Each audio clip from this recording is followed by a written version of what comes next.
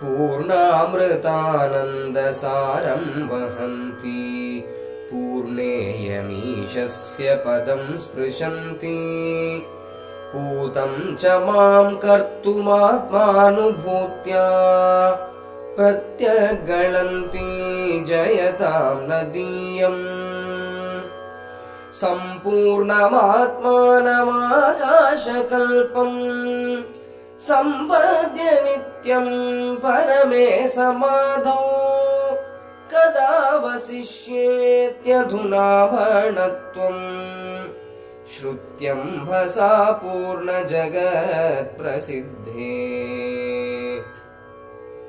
शमादिषट्कैरतिभद्रकूटम् समानबुद्ध्या च निरस्तकूटम् समाहितान्तःकरणेषु गूढम् भजामि मातः शिवबोधमूढम् जलं त्वदीयं च चलं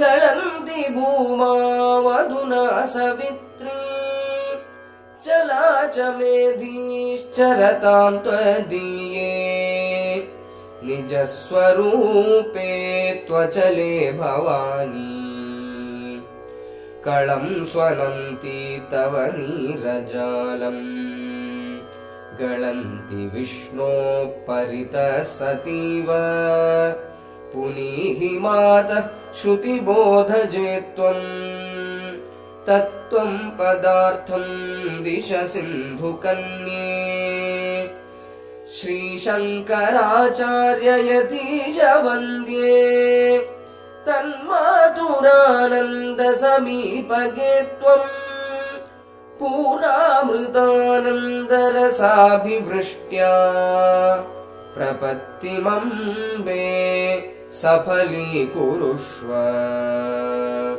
प्रपत्तिमम्बे सफलीकुरुष्व।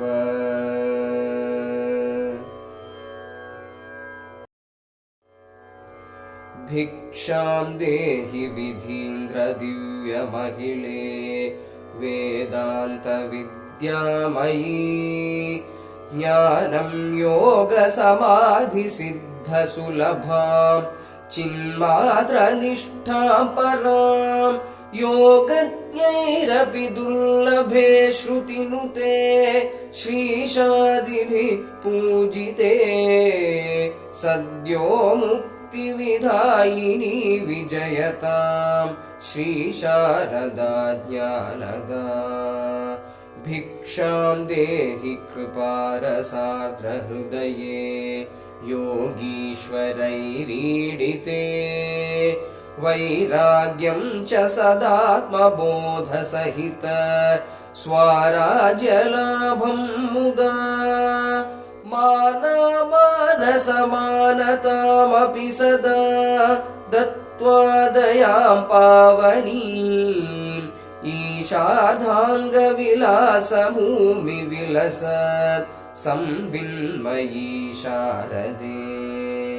भिक्षां देहि धराधरेन्द्रकुलजे केनादिश्रुत्यं तजे सत्यं ज्ञानमपीन्द्रियार्थविरतिम् आहारशुद्धिं च मे श्रुत्युक्ताखिलधर्ममार्गगमने बुद्धिं च नैसर्गिकीम् आम्नायान्तविहारकेलिविहगे सम्भावये शारदे। भिक्षां देहि महेश दिव्यपदयोः एकान्तभक्तिं पराम् एकान्ते चरतिं स्वरूपमहसो ध्यानं समाधिस्थितिम् सोमार्धाङ्कितचूडनामरसिके शैवागमान्तप्रिये योगानन्दपदप्रकाशतिमिर प्रध्वंसिनी शारदे। भिक्षां देहि यतीन्द्रसङ्घविनुते कैवल्यसौख्यप्रदे नित्य नित्यानित्यविवेकजातविमल प्रज्ञां च वैशारदीं दत्त्वा द्वन्द्वसहिष्णुतामपि सदा शान्तिं च दुःखादिषु ध्यानध्यात्रविधानभेदरहिते चिद्रूपिणी शारदे भिक्षां देहि सनत्सुजातमुनिभिः सम्पूजिते शाश्वते श्रद्धा ध्यान विचार भक्ति कुसुमैः आराध्यमानाद्वये चैतन्यार्घ्य समर्चिताङ्घ्रियुगले ब्रह्मात्मभेदापहे कारुण्याम्बुघनाघना विजयताम् श्रीशारदाम्बा सदा भिक्षां देहि विनम्रवृन्दविनुते तुङ्गातटीवासिनी वीणा वेणुमृदङ्गवाद्यरसिके देवादिभिः पूजिते ബന്ധപ്പെട്ട ഒരു വ്യക്തിയും കൂടിയാണ്. പ്രത്യേകം പരിചയമൊന്നും ആവശ്യമില്ല. എങ്കിലും ഔപചാരികതയുടെ പേരിൽ ഈ ആദിശങ്കര ജന്മഭൂമി ക്ഷേത്രത്തിലേക്ക് ഇത് കാലടി ആദിശങ്കരൻ്റെ ജന്മസ്ഥാനമാണെന്ന് തീരുമാനിച്ചത് ശൃംഗേരി പീഠത്തിലെ 33ാമത്തെ ആചാര്യനായിരുന്ന ജഗദ്ഗുരു സച്ചിദാനന്ദ ശിവാഭിനവ പ്രസിദ്ധഭാരത മഹാസ്വാമികളാണ്. ആ മഹാസ്വാമികളുടെ അമൃതശിലയാണ് അവിടെ സ്ഥാപിക്കപ്പെട്ടിട്ടുള്ളത്. ആളുകൾക്ക് സംശയം തോന്നും, ഇത് കാലടി അച്ഛൻ്റെ വീടാണല്ലോ, അമ്മയുടെ ജന്മഗൃഹത്തിലാണല്ലോ ജനിച്ചത് എന്നൊക്കെ ആളുകൾ ഇപ്പോൾ പറഞ്ഞു തുടങ്ങുന്നുണ്ട്. പക്ഷേ ഒരു കാര്യം, കാലടി ആദിശങ്കരൻ്റെ ജന്മഭൂമിയാണെന്ന് ഈ ക്ഷേത്രം സ്ഥാപിച്ച ജഗദ്ഗുരു നൃസിംഹഭാരതി സ്വാമികൾ അസന്നിഗ്ധം പറഞ്ഞു കഴിഞ്ഞു. അതിൽ കൂടുതൽ നമുക്കൊരു പ്രത്യേക തെളിവുകളൊന്നും വേണ്ട. അദ്ദേഹം കാലടി 1910 ഇത് ഞാൻ 2 വാക്ക് ക്ഷണിക്കാനില്ല. 1910 ഇവിടെ ശാരദ ശങ്കര ക്ഷേത്രങ്ങൾ സ്ഥാപിച്ച ആ വിഗ്രഹങ്ങൾ ഇവിടെ പ്രതിഷ്ഠിച്ച് കുംഭാഭിഷേകം നടത്തിയ സമയത്ത് അദ്ദേഹം പറഞ്ഞതാണ്. അദ്ദേഹം കാലടിയിലേക്ക് എഴുന്നള്ളുമ്പോൾ പറഞ്ഞ ശ്ലോകങ്ങളുണ്ട്. അപരാക്ഷം ഭാഗ്യയോഗാത് എന്ന് പറയുന്ന ഗുരുവര്യ ജന്മധരണി എന്നൊക്കെ വളരെ വിശിഷ്ടമായ ശ്ലോകങ്ങൾ കൊണ്ട് അദ്ദേഹം ഇവിടുത്തെ ഈ പുണ്യഭൂമിയെ സ്മരിക്കുന്നുണ്ട്. അസന്ദിഗ്ധമായിട്ട് പറയാം, ഇത് തന്നെയാണ് ആദിശങ്കരൻ്റെ ജന്മഭൂമി എന്നുള്ളത്. ഈ ഒരു സ്ഥലത്തിലേക്ക് എത്തിയിട്ടുള്ള സ്വാമികളുടെ പ്രഭാഷണം കേൾക്കാൻ അദ്ദേഹത്തിൻ്റെ വാഗ്വൈഖരി നാം മനസ്സിലാക്കിയിട്ടുള്ളതാണ്. എങ്കിലും ഈ ശ്രീമദ് ഭാഗവതത്തിൽ പറയുന്നത് പോലെ നഹി അമ്മയാനി തീർത്ഥാനി ന ദേവ വൃക്ഷിലാമയാഹ തേ പുനന്തി ഉരുകാലേന ദർശനേനൈവ സാധവഃ. ദർശനം ഒന്നുകൊണ്ട് മാത്രം നമ്മെ പവിത്രീകരിക്കുന്നതായ ശ്രീ സ്വാമികൾക്ക് ശൃംഗേരി മഠത്തിൻ്റെ പേരിൽ സ്വാഗതം പറഞ്ഞുകൊള്ളുന്നു. ഇവിടെ എത്തിയിട്ടുള്ള എല്ലാ ഭക്തജനങ്ങൾക്കും ശൃംഗേരി മഠത്തിൻ്റെ പേരിൽ സ്വാഗതം പറഞ്ഞുകൊള്ളുന്നു.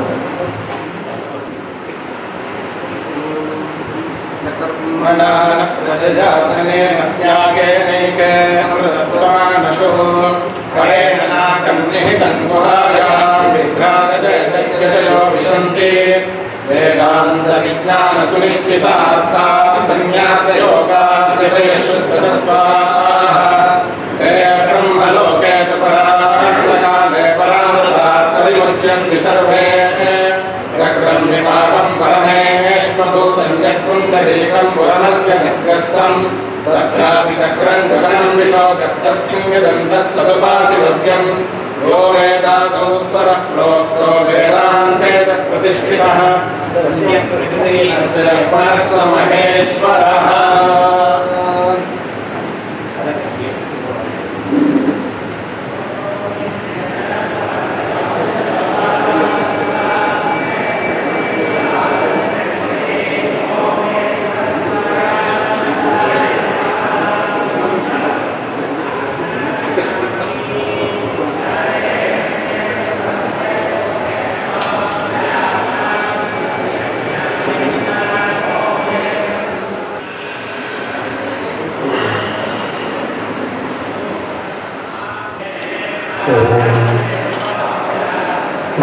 परमर्षिभ्यो नमः परमर्षिभ्यः हरिः ओम्।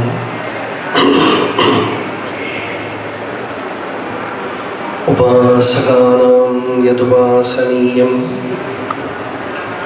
उपात्तवासं वटशाखिमूले तद्धामदाक्षिण्यजुषा स्वमूर्त्या जागर्तु चित्ते मम बोधरूपम्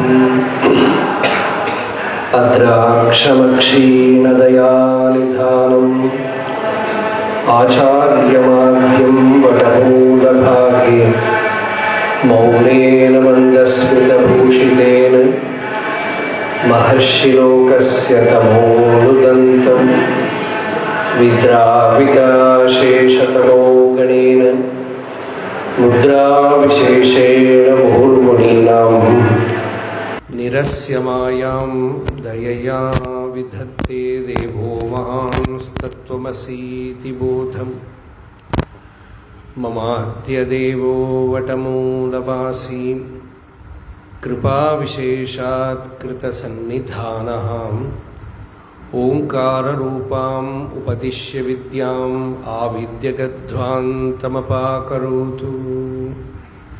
सदाशिवसमारम्भाम् शङ्कराचार्यमध्यमाम् अस्मदाचार्यपर्यन्ताम् वन्दे गुरुपरम्पराम्।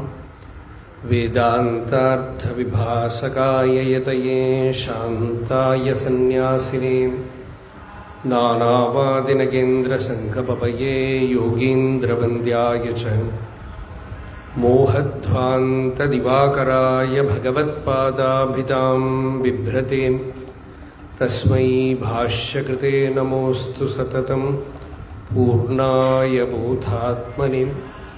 श्रुत्यर्थगोचरं वन्दे वाच्यार्थानामगोचरं लक्ष्यार्थवपुषं वन्दे शङ्करं देशिकं गुरुम्। भवयेव भवानिति मे नितरां समजायत चेतसि कौतुकितां मम वारय मोहमहाजलधिं भवशङ्करदेशिक मे शरणम्।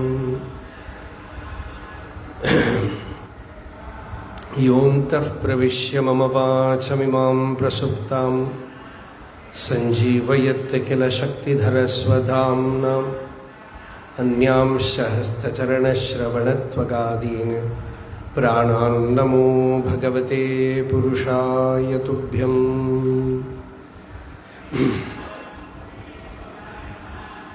ആത്മതീർത്ഥമുണ്ടോ മലയാളം പുസ്തകമുണ്ടോ അതിൽ?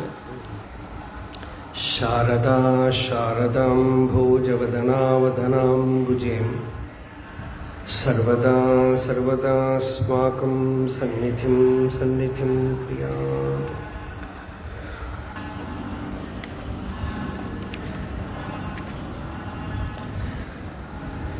ഇവിടെ ഭഗവാൻ കൃഷ്ണൻ ശങ്കരാചാര്യർ ചുവട്ടിൽ പൂർണ്ണയുടെ തടത്തിലിരുന്നത് എടുത്ത് മുകളിൽ പ്രതിഷ്ഠിച്ചതാണ്. അതുകൊണ്ട്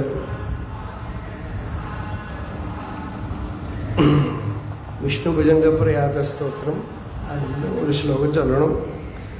പിന്നെ ഒരു ശ്ലോകം കൂടെ ഉണ്ട്, അതും കൂടെ ചൊല്ലിയിട്ട് തുടങ്ങാം. ചിദംശം വിഭും നിർമ്മലം നിർവികൽപം നിരീഹം നിരാകാരമോംകാരഗമ്യം ഗുണാതീതമവ്യക്തമേകം തുരീയം പരം ബ്രഹ്മയം വേദ തസ്മൈ നമസ്തേ. പൂർണ്ണാനദീസ്തവം അതും ഒന്ന് ചൊല്ലിയിട്ട് ആരംഭിക്കാം. അംബേ സുപൂർണേ കരുണാംബുവാഹേ ഗളന്തി ഭൂമോ അനുകമ്പയാ ത്വം ത്വദീയനീരേ ഭവസിന്ധുതീരേ നിമജ്യഭൂതോ ജനനീ ഭവേയം ശ്രുതേരിവാർത്ഥം സരതീഹ മാതഃ മുനേരിവാന്തർമനനം നിതാന്തം അഹം ചിദാനന്ദരസേതി ഘോഷഃ ശ്രുതിപ്രസിദ്ധോ ധ്വനിരേഷ തേംബ മദീയമാതുഃ സമീപഗേ ത്വം നൂനം ഹി ഗംഗാ ശിവമൗലിജാത ധന്യോ ഹി ദേശഃ ഭുവി കാലടീതേ ജലേന പൂതോ പുരുപുണ്യകോശഃ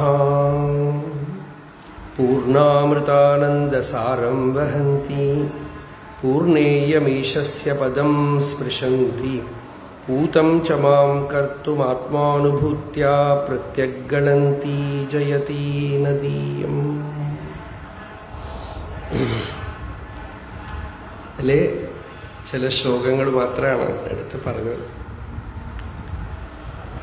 ഇപ്പോൾ സാറിവിടെ ഒരു ആമുഖം പറഞ്ഞു. ഈ കാലടി ക്ഷേത്രം എല്ലാം കൊണ്ടും ഭാരതദേശത്തിന് തന്നെ വളരെ വളരെ പ്രാധാന്യമർഹിക്കുന്ന ഒരു ഭൂമിയാണ്, ക്ഷേത്രമാണ്. ശൃംഗേരി ജഗദ്ഗുരു ശ്രീ നൃസിംഹഭാരതി മഹാസ്വാമികൾ അവിടുന്ന് അക്കാലത്ത് അഭിനവ ശങ്കരാചാര്യർ എന്ന് തന്നെയാണ് വിദ്വജ്ജനങ്ങളാൽ അറിയപ്പെട്ടിരുന്നത്. അതിഗംഭീരമായ ആ രൂപം കാണുമ്പോൾ തന്നെ നമുക്ക് ആ ഗാംഭീര്യം മുൻപിൽ കാണാം. സാക്ഷാത് പരമേശ്വര സ്വരൂപമായി 7 വയസ്സിൽ സന്യാസ സ്വീകാരം. ഒന്ന് ഓർത്തു നോക്കാം. ഗുരു കൂടെ കൂട്ടിക്കൊണ്ട് നടക്കണം കുട്ടിയെ. ആ വയസ്സിൽ സന്യാസ സ്വീകാരം. പൂർവാശ്രമ നാമം തന്നെ പരമേശ്വര നാമം തന്നെ ആയിരുന്നു, ശിവസ്വാമി. നൃസിംഹഭാരതി സ്വാമികൾ ഇവിടെ വന്നപ്പോൾ വരുന്നതിന് മുമ്പ് തന്നെ, ഈ ദേശത്തിൽ പ്രവേശിക്കുന്നതിന് മുമ്പ് തന്നെ ഒരു ദർശനം ഉണ്ടായി. ശുഭ്രവസ്ത്രധാരിണിയായ ഒരമ്മ തന്നെ സ്വാഗതം ചെയ്യുന്നതായിട്ട്, അത് സ്തോത്ര രൂപത്തിൽ എഴുതി വച്ചിട്ടുണ്ട്. കാലടിയിലേക്ക് സ്വാഗതം ചെയ്യുന്നതായിട്ട്.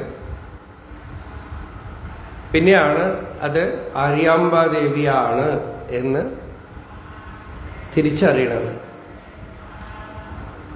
അത് ഈ ക്ഷേത്രത്തില് ആര്യാമ്പാദേവിക്ക് ഭഗവത്പാദർ അവസാനമാകുമ്പോൾ നമുക്ക് കഥയൊക്കെ അറിയാലോ, കൂടെ ഇരുന്നതും ഒരു വലിയ സത്യം ചെയ്തു കൊടുത്തിട്ടാണ് ശങ്കരാചാര്യർ 8 വയസ്സിൽ ഇവിടെ നിന്നും പോയത്. നമുക്ക് പറയാം, ഒരു സന്യാസിക്ക് ആരോടും കടപ്പാടില്ല. മാതാ നാസ്തി പിതാ നാസ്തി നാസ്തി ബന്ധു സഹോദര, അങ്ങനെയൊക്കെ ആണെങ്കിലും ആസക്തിയില്ല, അറ്റാച്ച്മെന്റ് ഇല്ല. പക്ഷെ ധർമ്മം, പ്രിയം. ആ അമ്മയ്ക്ക് വേറെ ആരും ഇല്ല. അപ്പൊ അമ്മയോട് അമ്മ സന്യസിക്കാൻ അനുമതി കൊടുത്തപ്പോൾ അമ്മയ്ക്കൊരു വാക്ക് കൊടുത്തു. അന്യംബരാത്രി സമയേ സമയാന്തരേവ സഞ്ചിന്തയസ്വവശകാവശകാഥവാ യേഷ്യാമി തത്ര സമയം സകലം വിഹായ വിശ്വാസമാപ്നുഹി മൃതാമപി സംസ്കരിഷ്യേ. ശങ്കരവിജയത്തിൽ വരുന്ന ശ്ലോകമാണ്. പകലാവട്ടെ രാത്രിയാവട്ടെ ഏത് കാലത്തിലാവട്ടെ എന്നെ ഒന്ന് സ്മരിച്ചാൽ മതി, ഞാൻ തിരിച്ചു വന്നോളാം, വരാം. മരണാനന്തരമായിട്ടുള്ള സംസ്കാര കർമ്മങ്ങളും ഞാൻ വന്ന് ചെയ്യാം. ഒരു പരമഹംസന് സന്യാസികൾ 2 വിധമുണ്ട്. സാധക സന്യാസി, വിവിധിഷാ സന്യാസി, പരമഹംസ സന്യാസി, വിദ്വത് സന്യാസി. വിദ്വത് സന്യാസിക്ക് യാതൊരു വിധത്തിലുള്ള പ്രതിബന്ധവും ഇല്ല. അവിടെ യാതൊന്നും തടസ്സമില്ല. നിസ്ത്രൈഗുണ്യേ പഥി വിചരതഃ കോ വിധി കോ നിഷേധഃ. അങ്ങനെ ആണ് ഇവിടെ വന്നത്. ആചാര്യസ്വാമികൾ അമ്മയ്ക്ക് അവസാന കാലത്ത് വരികയും കൂടെ താമസിക്കുകയും ഉപദേശം ചെയ്യുകയും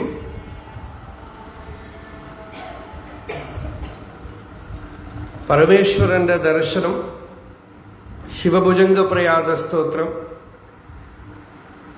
നാരായണ ദർശനം, ഉപാസനാ ദേവതകളുടെ ഒക്കെ ദർശനം സാധിച്ചു കൊടുത്തു. യം യം ഭാവം മനസാ സംവിഭാതി. ശ്രുതി പറയണു എന്തെന്തൊക്കെയാണോ ഉള്ളില് ഭാവന ചെയ്യണത്, യം യം ലോകം മനസാ സംവിഭാതി, അതൊക്കെ തന്നെ ജയത്തെ താംശ കാമാൻ, തം തം ലോകം ജയത്തെ താംശ കാമാൻ തസ്മാത് ആത്മജ്ഞം ഹി അക്ഷയേത് ഭൂതികാമ. മുണ്ടകോപനിഷത്തില് ഉള്ള ഒരു മന്ത്രമാണ്. എന്തൊക്കെ മനസ്സുകൊണ്ട് സങ്കല്പിക്കുന്നു, ആഗ്രഹിക്കുന്നു, ആര്? ഒരു ബ്രഹ്മനിഷ്ഠനായ പുരുഷൻ, ഒരു ജീവൻ മുക്തൻ, അതെല്ലാം സാധിക്കും. അതുകൊണ്ട് ശ്രുതി പറയണു, ആ ഉപനിഷത്തിന് സാധാരണ ഭാഷ എന്താണെന്ന് വെച്ചാൽ, ആത്മജ്ഞാനിയുടെ അടുക്കൽ ചെന്ന് നിങ്ങൾക്ക് എന്തെങ്കിലുമൊക്കെ സങ്കല്പം ഉണ്ടെങ്കിൽ പറഞ്ഞേക്കുക, അദ്ദേഹത്തിന്റെ ചിത്തത്തിൽ ഒരു സങ്കല്പം ഉണ്ടായാൽ സാധിക്കുമെന്നാണ്. എന്താന്ന് വെച്ചാൽ ആ ചിത്തമല്ല, അത് ചിത്താണ്, അത് ചൈതന്യമാണ്. അതിലെന്തെങ്കിലുമൊക്കെ സങ്കല്പം ഉദയം ചെയ്താൽ, അവിടെ സങ്കല്പമൊന്നും ഉദയം ചെയ്യില്ല. സന്യാസി എന്ന് വെച്ചാൽ എന്താ സന്യാസിക്കണത്? ഗീതയിൽ ഭഗവാൻ പറഞ്ഞു, സർവസങ്കല്പ സന്യാസി. സങ്കല്പമൊക്കെ പോയി, എങ്കിലും കൃപ കൊണ്ട് ഭക്തന്റെ അനുഗ്രഹത്തിനായിട്ട് എന്തെങ്കിലുമൊക്കെ സങ്കല്പം ഉദിച്ചാൽ സാധിച്ചേക്കാം. ഇനി ആ ശ്രുതിവാക്യത്തിന് മറ്റൊരർത്ഥം എന്താന്ന് വെച്ചാൽ, തസ്മാത് ആത്മജ്ഞം ഹി അക്ഷയേത് ഭൂതികാമഃ. ആത്മജ്ഞാനിയുടെ അടുക്കൽ എന്തിനാ പോണത്? ആത്മജ്ഞാനത്തിനാണ്. അല്ലാതെ ലൗകികമായ സങ്കല്പങ്ങളോ ആഗ്രഹങ്ങളോ സാധിക്കാനല്ല.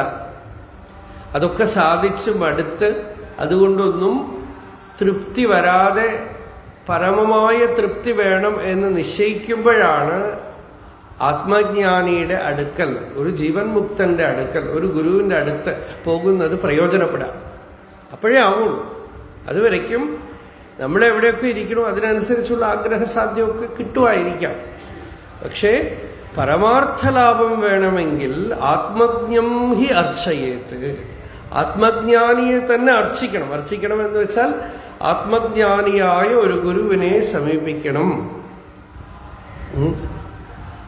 തദ്വിദ്ധി പ്രണിപാതേന പരിപ്രശ്നേന സേവയാ ഉപദേക്ഷ്യന്തി തേ ജ്ഞാനം ജ്ഞാനിനഃ തത്വദർശിനഃ. ഭഗവാൻ ഗീതയിൽ പറഞ്ഞു, തത്വജ്ഞാനികളായ മഹാപുരുഷന്മാരെ സമീപിച്ച് വീണ് നമസ്കരിച്ച് പ്രണിപാതം ചെയ്ത് സേവ ചെയ്ത് ഈ ആത്മതത്വം ചോദിച്ച് അറിയുക. അത് അറിയുമ്പോൾ മനസ്സിന് പരമ ശാന്തി ഉണ്ടാവും. അതിനു മുമ്പ് ആത്മജ്ഞാനത്തിന് എന്ത് അധികാരി ആരാവും എന്ന് വെച്ചാൽ, ചിത്തത്തിന് ഏകാഗ്രത ഉണ്ടാവണം, ചിത്തവിശുദ്ധി ഉണ്ടാവണം. അപ്പൊ കർമ്മം കൊണ്ട് ചിത്തം വിശുദ്ധമാവുന്നു. കർമ്മത്തിനെ ഭഗവതർപ്പണമായിട്ട് ചെയ്ത് കഴിയുമ്പോൾ ചിത്തം ശുദ്ധമാവും. ശുദ്ധമായ ചിത്തം ഉപാസനാദികൾ കൊണ്ട് ഭഗവത് നിഷ്ഠ വരുമ്പോൾ ഏകാഗ്രത വരും. ഉപാസാനിശിതം എന്നാണ് ശ്രുതി പറയണത്. ഉപാസാനിശിതം, ഉപാസന കൊണ്ട് ഏകാഗ്രത സിദ്ധിച്ച ചിത്തം ആത്മജ്ഞാനത്തിന് യോഗ്യത സിദ്ധിക്കുന്നു. ആര്യാമ്പാദേവിയുടെ മനസ്സ് ശിവനെ ആരാധിച്ചും കൃഷ്ണനെ ആരാധിച്ചും ഒക്കെ വളരെ വളരെ ഏകാഗ്രമായിരുന്നു. ഇവിടെ സാറൊക്കെ ടീച്ചറായിരുന്ന ശങ്കര കോളേജ്, അതിൻ്റെ അടുത്തായിട്ട് ഒരു ശിവക്ഷേത്രമുണ്ട്. തിരുവെള്ളയുവാൻ തുള്ളി എന്നാണ് ആ ശിവക്ഷേത്രത്തിന് പേര്. അവിടെ ആര്യാമ്പാദേവി വടക്കനാഥനെ ആരാധിച്ചിട്ടാണല്ലോ ശിവഗുരുവിനും ആര്യാമ്പാദേവിക്കും സാക്ഷാത് പരമേശ്വരൻ ഭഗവത്പാദരായിട്ട് അവതരിച്ചത്.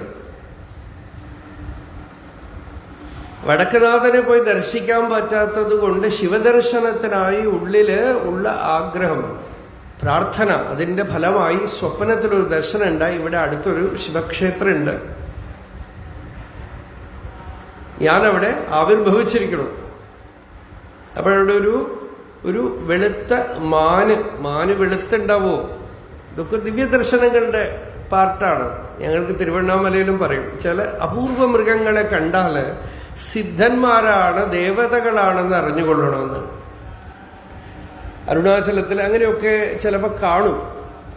ഇപ്പോഴൊക്കെ ഒരുപാട് തിരക്കായതുകൊണ്ട് അങ്ങനത്തെ ഇതൊന്നും പറയാൻ പറ്റില്ല. ഉള്ളിലൂടെ കാട്ടിലൂടെ ചെല്ലുമ്പോൾ ചിലപ്പോൾ അപൂർവ മൃഗങ്ങളെയൊക്കെ കാണും.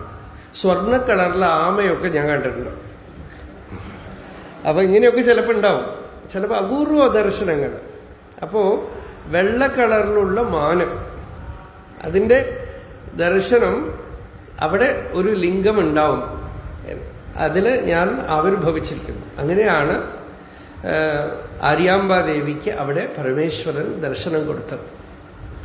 അപ്പോൾ ആ ശിവ ഉപാസന, ശിവഭക്തി, ജീവിതം മുഴുവൻ ശിവഭക്തി, ആര്യാമ്പാദേവിയും ശിവഗുരുവും ചെയ്ത ശിവഭക്തിയുടെ ഫലമാണ് നമ്മളൊക്കെ ഈ ആയിരക്കണക്കിന് വർഷങ്ങളായിട്ട് അനുഭവിക്കുന്നത്.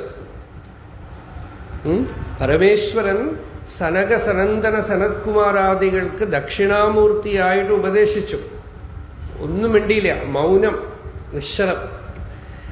ഇവര് ചോദ്യം ചോദിക്കുന്നവര് ആരാണ്? സനകൻ, സനന്ദനൻ, സനാതനൻ, ഇവരൊക്കെ ബ്രഹ്മകുമാരന്മാരാണ്,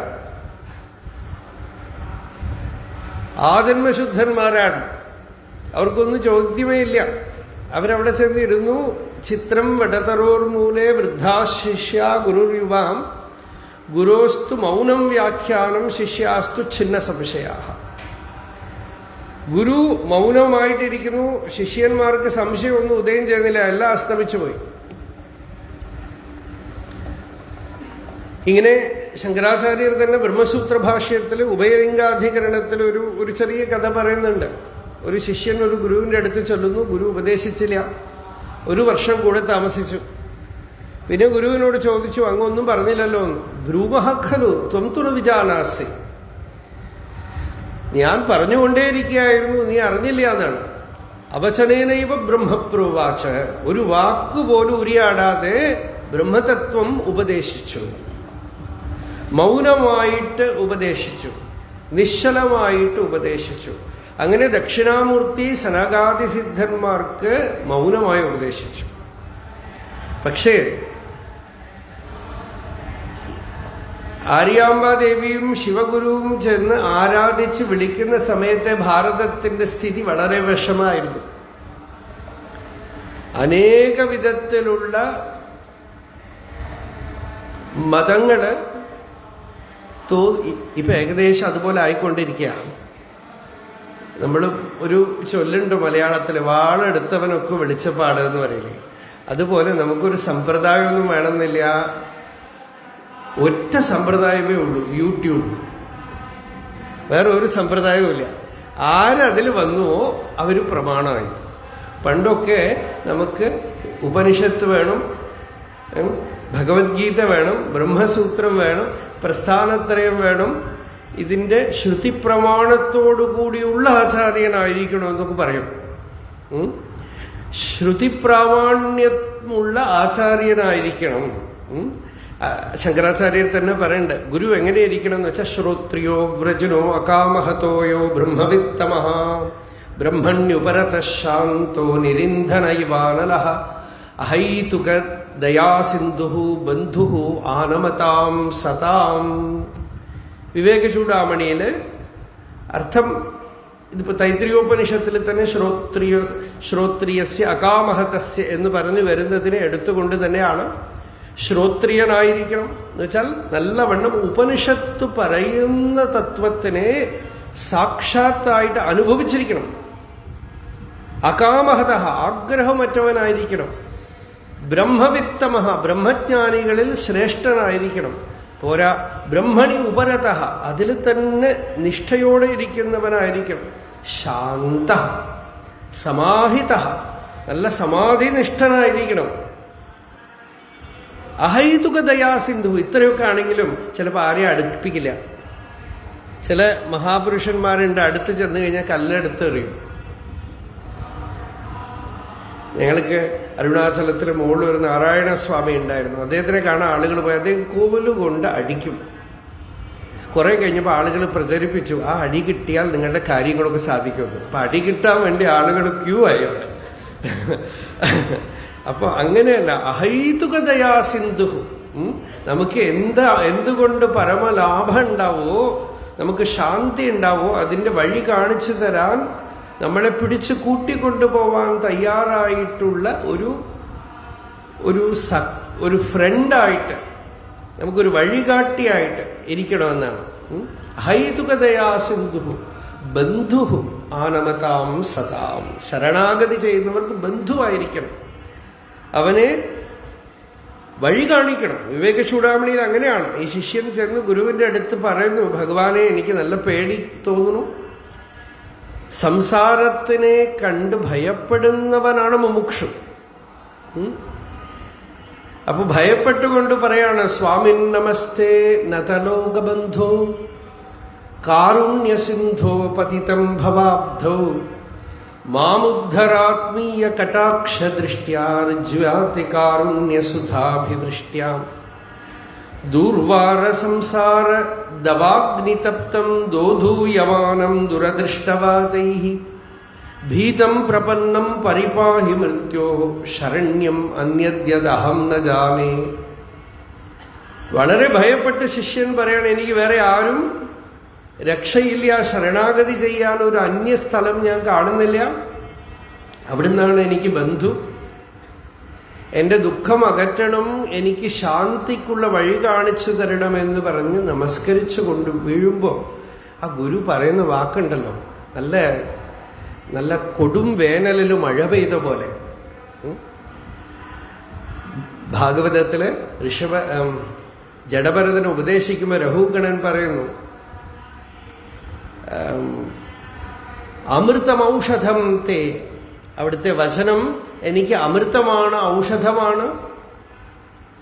നല്ല കൊടും വേനലില് ശീതളവൃഷ്ടി കിട്ടിയ പോലെയാണ്. ധർമാഭിതപ്താഹ പർജന്യം എന്ന് രാമായണത്തിൽ പറയും.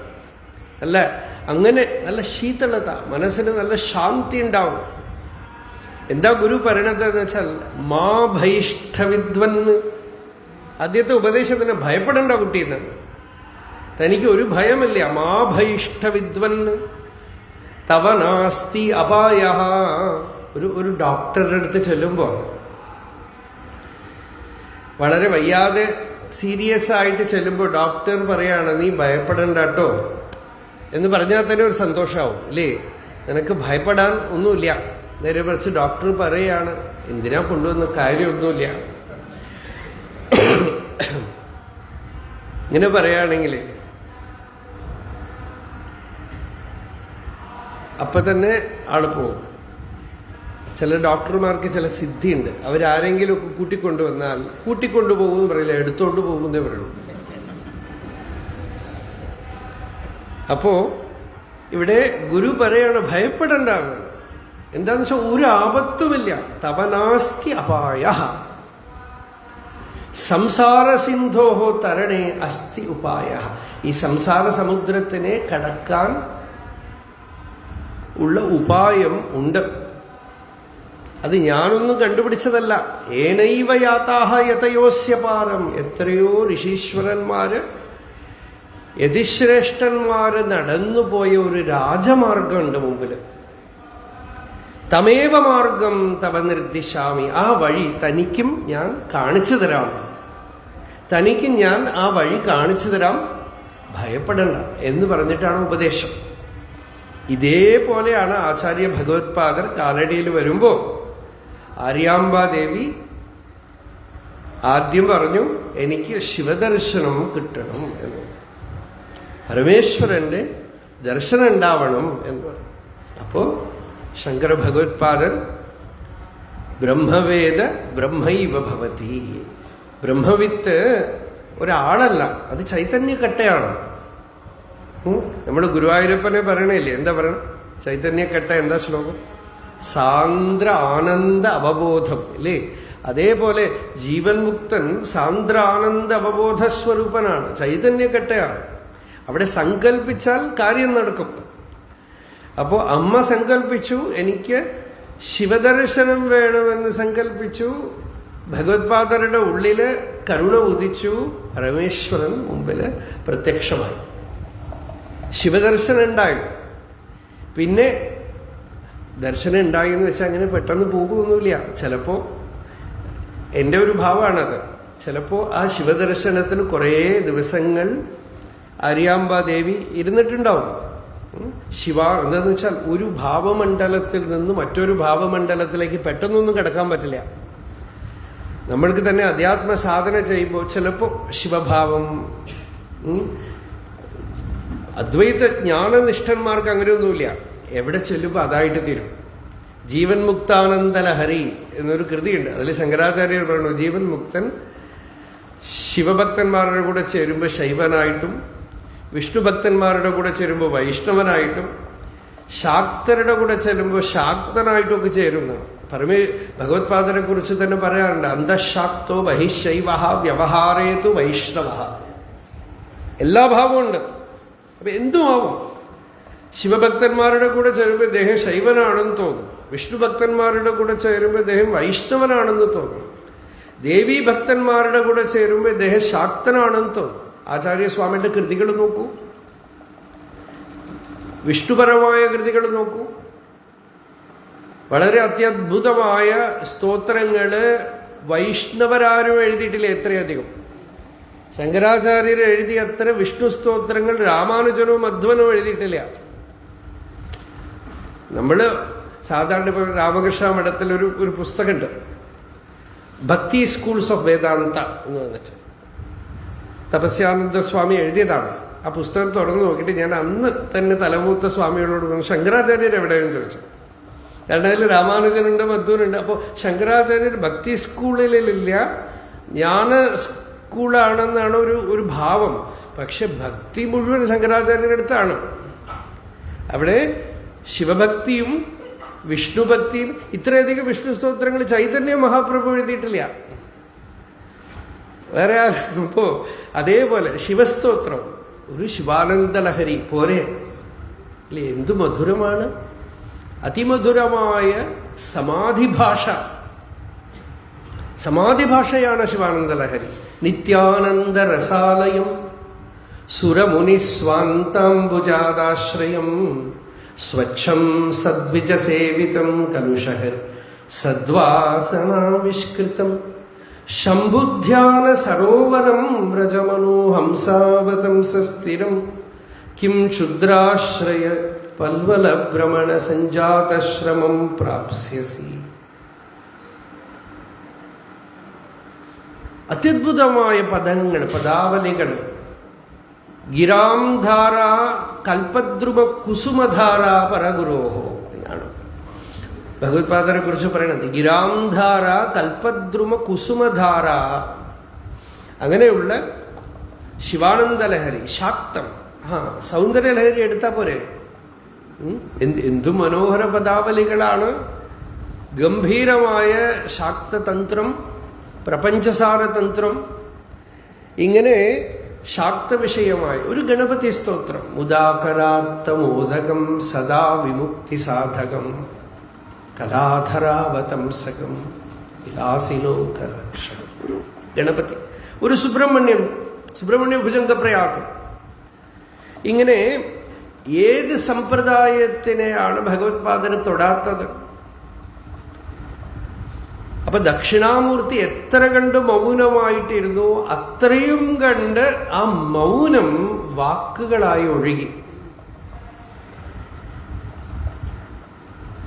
അജ്ഞാനാന്തർഗഹന പതിതാൻ ആത്മവിദ്യോപദേശൈ ത്രാതും ലോകാൻ ഭവദവശിഖാതാപ പാപച്യമാനാൻ മുക്ത്വാ മൗനം വടവിടപിനോ മൂലതോ നിഷ്പതന്തി ശംഭോഃ മൂർത്തിഃ ചരതി ഭുവനേ ശങ്കരാചാര്യരൂപ.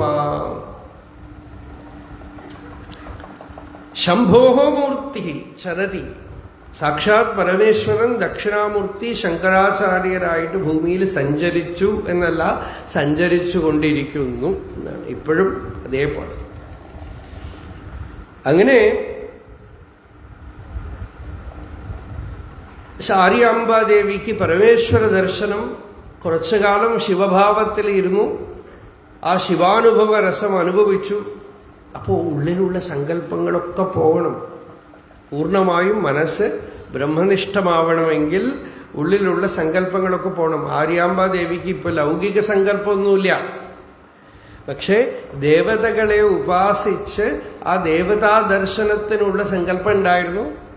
അതിനെ തീർത്തു കൊടുത്തു. പരമേശ്വര ദർശനം ഉണ്ടായി. പിന്നെ ആര്യാംബാദേവി ചോദിച്ചു, എനിക്ക് കൃഷ്ണദർശനം വേണം. അങ്ങനെയാണ് ഭുജംഗപ്രയാതം, വിഷ്ണു ഭുജംഗപ്രയാതം രചിച്ചത്. സാധാരണ പറയും നമ്മൾ, ശ്രിയാശ്ലിഷ്ടോ വിഷ്ണു സ്ഥിരചര വപു വേദവിഷയ ധിയാം സാക്ഷി ശുദ്ധോ ഹരിരസുരഹന്താബ്ജനയന ഗതീശംഖീ ചക്രീ വിമല വനമാലീ സ്ഥിരരുചി ശരണ്യോ ലോകേശോ. നമ്മൾ പറയുമ്പോൾ മമ ഭവതു കൃഷ്ണോ അക്ഷി വിഷയ, അവിടെ ആചാര്യസ്വാമികൾ അമ്മയ്ക്ക് പറയുമ്പോൾ തവ ഭവതു കൃഷ്ണ അക്ഷി വിഷയ. കൃഷ്ണൻ അമ്മയ്ക്ക് അക്ഷിവിഷയനായിട്ട് കണ്ണിന് കാണാവുന്ന രീതിയിൽ ദിവ്യദർശനം നൽകട്ടെ എന്ന് പറഞ്ഞു. ശംഖചക്ര ഗദാപാണിയായിട്ട് നാരായണൻ മുമ്പിൽ പ്രത്യക്ഷപ്പെട്ട് ദർശനം കൊടുത്തു. അതും കഴിഞ്ഞ് അമ്മയെ ആത്മവിദ്യ ഉപദേശിച്ച് തൻ്റെ വാസ്തവമായ സ്വരൂപം എന്താണ് എന്ന് പ്രകാശിപ്പിച്ചു കൊടുത്ത് അമ്മയെ ബ്രഹ്മനിഷ്ഠയാക്കി തീർത്തു. എങ്ങനെ ഭാഗവതത്തിൽ കപില ഭഗവാൻ ദേവഹൂതിക്ക് ഉപദേശിച്ചുവോ, എന്താന്ന് വെച്ചാൽ ഒരു പുത്രൻ അമ്മയ്ക്ക് ചെയ്യേണ്ട ഏറ്റവും വലിയ കടമയാണത്. കർദമ പ്രജാപതിയുടെ അടുത്ത് കപിലൻ പറഞ്ഞു, അമ്മയെക്കുറിച്ച് ആലോചിച്ച് നിങ്ങൾ ഭയപ്പെടേണ്ട, മാത്ര ആധ്യാത്മികീം വിദ്യാം ശമനീം സർവകർമ്മണാം വിതരിഷ്യേ യയാചാസൗ ഭയം ച അതിതരിഷ്യതി. ഈ അധ്യാത്മവിദ്യയുടെ പ്രയോജനം എന്താണെന്ന് വെച്ചാൽ ഭയം ച അതിതരിഷ്യതി, ഇനി ഭയമില്ല. ഭാഗവതമൊക്കെ കേട്ട് കഴിഞ്ഞിട്ട് പരീക്ഷിച്ച് പറയണതും അതാണ്, അഭയം ദർശിതം ത്വയാ. ഭയമില്ലാത്ത സ്ഥിതിയെ അവിടുന്ന് എനിക്ക് കാണിച്ചു തന്നു. രണ്ടാമതൊന്നുണ്ടെങ്കിൽ ഭയമുണ്ട്, രണ്ടാമതൊന്നില്ല. ആത്മാവിൽ നിന്ന് അന്യമായി, തന്നിൽ നിന്ന് അന്യമായൊരു വസ്തുവില്ല. എല്ലാം ഏകമേവ അദ്വിതീയം നേഹനാനാസ്തി കിഞ്ചന എന്ന് ആ അനുഭവം അമ്മയ്ക്ക്, ആര്യാംബാദേവിക്ക് സാർത്ഥകമാക്കി കൊടുത്തു ഭഗവത്പാദൻ. എന്താണെന്ന് വെച്ചാൽ എല്ലാവർക്കും അമ്മയാണ് ആദ്യത്തെ ഗുരു. മാതൃമാൻ പിതൃമാൻ ആചാര്യവാൻ എന്നാണ്. അപ്പോ ആദ്യം അമ്മ, പിന്നെ ഗുരു. ഇത് ശ്രുതിവാക്യമാണ്. ഇത് ആചാര്യസ്വാമികൾ പല സ്ഥലത്തും ഭാഷ്യത്തിൽ എടുത്ത് ഉദ്ധരിക്കുന്നുണ്ട്. അത് ആ അമ്മ ആരംഭത്തില് അച്യുത അനന്ത ഗോവിന്ദ എന്നൊക്കെ വിളിച്ചു അത്രേ ശങ്കരാചാര്യർ ഭൂമിയിലേക്ക് വരുമ്പോ. അർത്ഥമില്ലാത്ത ശബ്ദമല്ല, അച്യുത അനന്ത ഗോവിന്ദ എന്നൊക്കെ വിളിച്ചു എന്നാണ്. അങ്ങനെ മുക്താമണിസ്ത്വം നയനം മമേതി ജീവേതി രാജേതി ചിരം സുതത്വം ഇത്യുക്തവത്യാഹ തവ വാചി മാതഃ ദദാമ്യഹം തണ്ടുലമേവ ശുഷ്കം. അമ്മയ്ക്ക് ഞാൻ എന്തോ കൊടുക്കുന്നു. മാതൃസ്തവം വളരെ പ്രസിദ്ധമാണ്. ഒരു ശ്ലോകമേ ഉള്ളൂ അത്. ശരിക്കും ഒറ്റ ശ്ലോകം മുഖ്യമായിട്ട് 10 മാസം പെറ്റ നോവിന് ഒരു ശ്ലോകം, മുഖ്യമായ വലിയ ശ്ലോകം അതാണ്.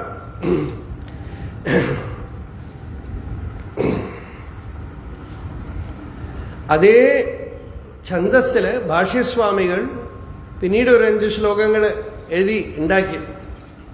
ജനനീ സ്തവം, മാതൃപഞ്ചകം.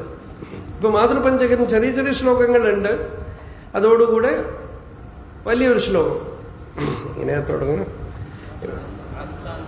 ആസ്താം താവത്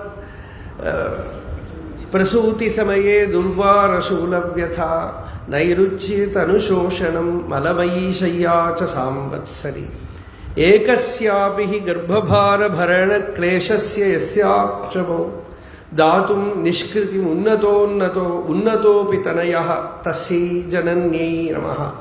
നിൽക്കട്ടെ പേറ്റുനോവിൻ കഥ എന്ന് നമ്മുടെ കൊടുങ്ങല്ലൂർ കുഞ്ഞുകുട്ടൻ തമ്പുരാൻ ഇത് മലയാളത്തിൽ ആക്കിയിട്ടുണ്ട്.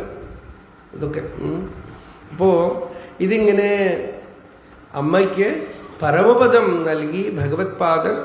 ഇത് കഥ പ്രസിദ്ധം. പക്ഷേ നമ്മൾ ചരിത്രത്തൊന്നും വളരെ പ്രാധാന്യം കൊടുത്ത് അവിടെ ആരാധിക്കുന്ന സ്വഭാവം ഉള്ളവരല്ല. പലതും പലപ്പോഴും വളരെ കാലങ്ങൾ കഴിഞ്ഞിട്ടാണ് ഓർമ്മ വരിക. ഭഗവത് പാദരുടെ കാര്യം ആയിരക്കണക്കിന് വർഷങ്ങൾക്ക് ശേഷം നരസിംഹഭാരതി സ്വാമികൾക്ക് ആ വൈഭവം വീണ്ടും ദർശനം ഉണ്ടായി. ഇവിടെ ആര്യാമ്പാദേവിയെ സംസ്കരിച്ച സ്ഥാനത്തിൽ ഒരു സ്തൂപം, ചില ലിംഗങ്ങളൊക്കെ അദ്ദേഹത്തിന് ആചാര്യ ഭഗവത് പാദർക്ക് നരസിംഹഭാരതി സ്വാമികൾക്ക് ദർശനമുണ്ടായി. ആ ദർശനത്തിൻ്റെ ഫലമായിട്ട് ആ സ്ഥാനത്തിൽ ശങ്കര ജന്മസ്ഥാന ക്ഷേത്രമെന്ന് നിശ്ചയം ചെയ്തു. അങ്ങനെയാണ് നമ്മൾ ഈ ക്ഷേത്രം വീണ്ടും സമർപ്പിക്കപ്പെട്ടത് ഭക്തന്മാർക്ക്. അങ്ങനെ ശങ്കരാചാര്യരും ശാരദാ ഭഗവതിയും ഈ പൂർണ്ണ നദിയുടെ തീരത്തിൽ ഈ ഒരു ദിവ്യക്ഷേത്രം, ഇവിടെ ചന്ദ്രശേഖര ഭാരതി സ്വാമികൾ പിന്നീട് വന്ന് ഏകദേശം 9-10 മാസം ഇവിടെ 10 മാസം ഇവിടെ താമസിച്ചിട്ടുണ്ട്. ജീവൻ മുക്തനായ ചന്ദ്രശേഖര ഭാരതി സ്വാമികൾ സദാത്മധ്യാന നിരതം വിഷയേഭ്യ പരാമുഖം, അങ്ങനെ വിഷയസുഖങ്ങളിൽ നിന്നൊക്കെ പരമവിരക്തനായി ആത്മധ്യാന നിരതനായി ഇവിടെ ഇരിക്കുമ്പോഴാണ് വിവേക ചൂടാമണി ഭാഷ്യരചന ആരംഭിച്ചത്. വിവേക ചൂടാമണിക്ക് ഭാഷ്യം രചിച്ച് ആരംഭിച്ചത് ഇവിടെ വെച്ചാണ്. അങ്ങനെയൊക്കെ കൊണ്ട് പല വിധത്തിലും വിശിഷ്ടമായി ദിവ്യക്ഷേത്രം കാലടി. കാലഹ ടീക്കത്തെ എന്ന് പറഞ്ഞ് ഒരർത്ഥം പറയും. കാലടി എന്ന് വെച്ചാൽ ആത്മജ്ഞാനത്തിന്റെ ലക്ഷണം എന്താന്ന് വെച്ചാൽ കാലം ദേശകാലാവധിഭ്യാം നിർമുക്തം എന്ന് പറയുന്നുണ്ടല്ലോ അല്ലേ. അപ്പോൾ ശരിക്കും കാലടി ക്ഷേത്രം ഭഗവത് പാദരുടെ സ്മരണ നമ്മളുടെ ഉള്ളിൽ ഉണ്ടാക്കുന്നു. ഭഗവത് പാദരുടെ സ്മരണയോ നമുക്ക് ആത്മജ്ഞാനപ്രദായകമാണ്. ശങ്കരാചാര്യരെ നല്ല കാലം നമ്മൾ ഇനിയും ഒരു കോവിലിലെ സ്വാമിയായിട്ട് മാത്രം ഇരുത്തിയിട്ടില്ല. ബാക്കി എല്ലാവരും കോവിലിലെ സ്വാമിയായിട്ട് മാറി. ശങ്കരാചാര്യരെ നമ്മള് തിരുവണ്ണാമലയിൽ സാധാരണ പറയും, രമണ മഹർഷിയെ കോവിലിലെ സ്വാമിയായിട്ട് ഇരുത്തിക്കളയരുത്. ശങ്കരാചാര്യര് നമുക്ക് ആചാര്യരാണ്. അതുപോലെ രമണ മഹർഷി എന്നൊക്കെ ആചാര്യരാണ്. അവർ ഉപദേശമാണ് നമുക്ക് വളരെ മുഖ്യം. ആത്മജ്ഞാനമാണ് മുഖ്യം. ശങ്കരാചാര്യർ എന്താണ് നമുക്ക് ഉപദേശിച്ചത്? ജ്ഞാനമാണ്, ശുദ്ധമായ ജ്ഞാനം, ആത്മജ്ഞാനം, ആത്മവിദ്യ. അതാണ് നമുക്ക് വളരെ പ്രധാനം. ആത്മവിദ്യ എന്താണ്? ഞങ്ങളൊക്കെ 90, 91 ആ സമയത്ത് 92, 93 ആവും തോന്നുന്നു. ആ സമയത്ത് ഇവിടെ പഠിക്കുകയാണ്. സാർക്കൊക്കെ അറിയാം. അപ്പോ ഭാരതീ തീർത്ഥ മഹാസ്വാമികൾ അവിടെ ഇരുന്ന് ഈ ആത്മവിദ്യ, ആ ഒരു സമയം മാത്രമേ മഹാസന്നിധാനം ശുദ്ധമായ ആത്മവിദ്യ മാത്രമായിട്ട് പ്രഭാഷണം ചെയ്ത് ഞാൻ കേട്ടിട്ടുള്ളൂ. അല്ലെങ്കിൽ പൊതുവെ പബ്ലിക്കിൽ എന്തെങ്കിലുമൊക്കെ ധർമ്മവിഷയമായിട്ട് പറഞ്ഞ് അവസാനിപ്പിക്കും. അപ്പോൾ അന്നത്തെ ദിവസം ശുദ്ധമായി നല്ല തെളിഞ്ഞ ആത്മവിദ്യയായിരുന്നു പ്രഭാഷണം. ഒരേ ഒരു ദിവസം. എന്നാണ് ആ സമയം എനിക്ക് ഓർമ്മയില്ല. വളരെ അത്യദ്ഭുതമായ ഒരു വാക്കുകളായിരുന്നു. അപ്പോൾ അപ്പോ എന്താണ് സാരം എന്താണെന്ന് വെച്ചാൽ എല്ലാവർക്കും സുഖം വേണം. സുഖം എവിടെ കിട്ടും? ഇതിനാണ് നമ്മൾ ഓടി നടക്കുന്നത്. ലോകത്തിൽ എല്ലാവരും ഓടി നടക്കുന്നത് സുഖം എവിടെ കിട്ടും എന്നാണ്. പുറം വിഷയങ്ങളിലൊക്കെ സുഖം ഉണ്ടെന്ന് കരുതുമ്പോൾ പുറം വിഷയങ്ങളിലൊക്കെ മനസ്സ് പോയിക്കൊണ്ടിരിക്കണു. ഇനിയിപ്പോൾ ഇവിടുത്തെ സുഖം പോരെങ്കിൽ ദേവലോകത്തിലുള്ള സുഖം.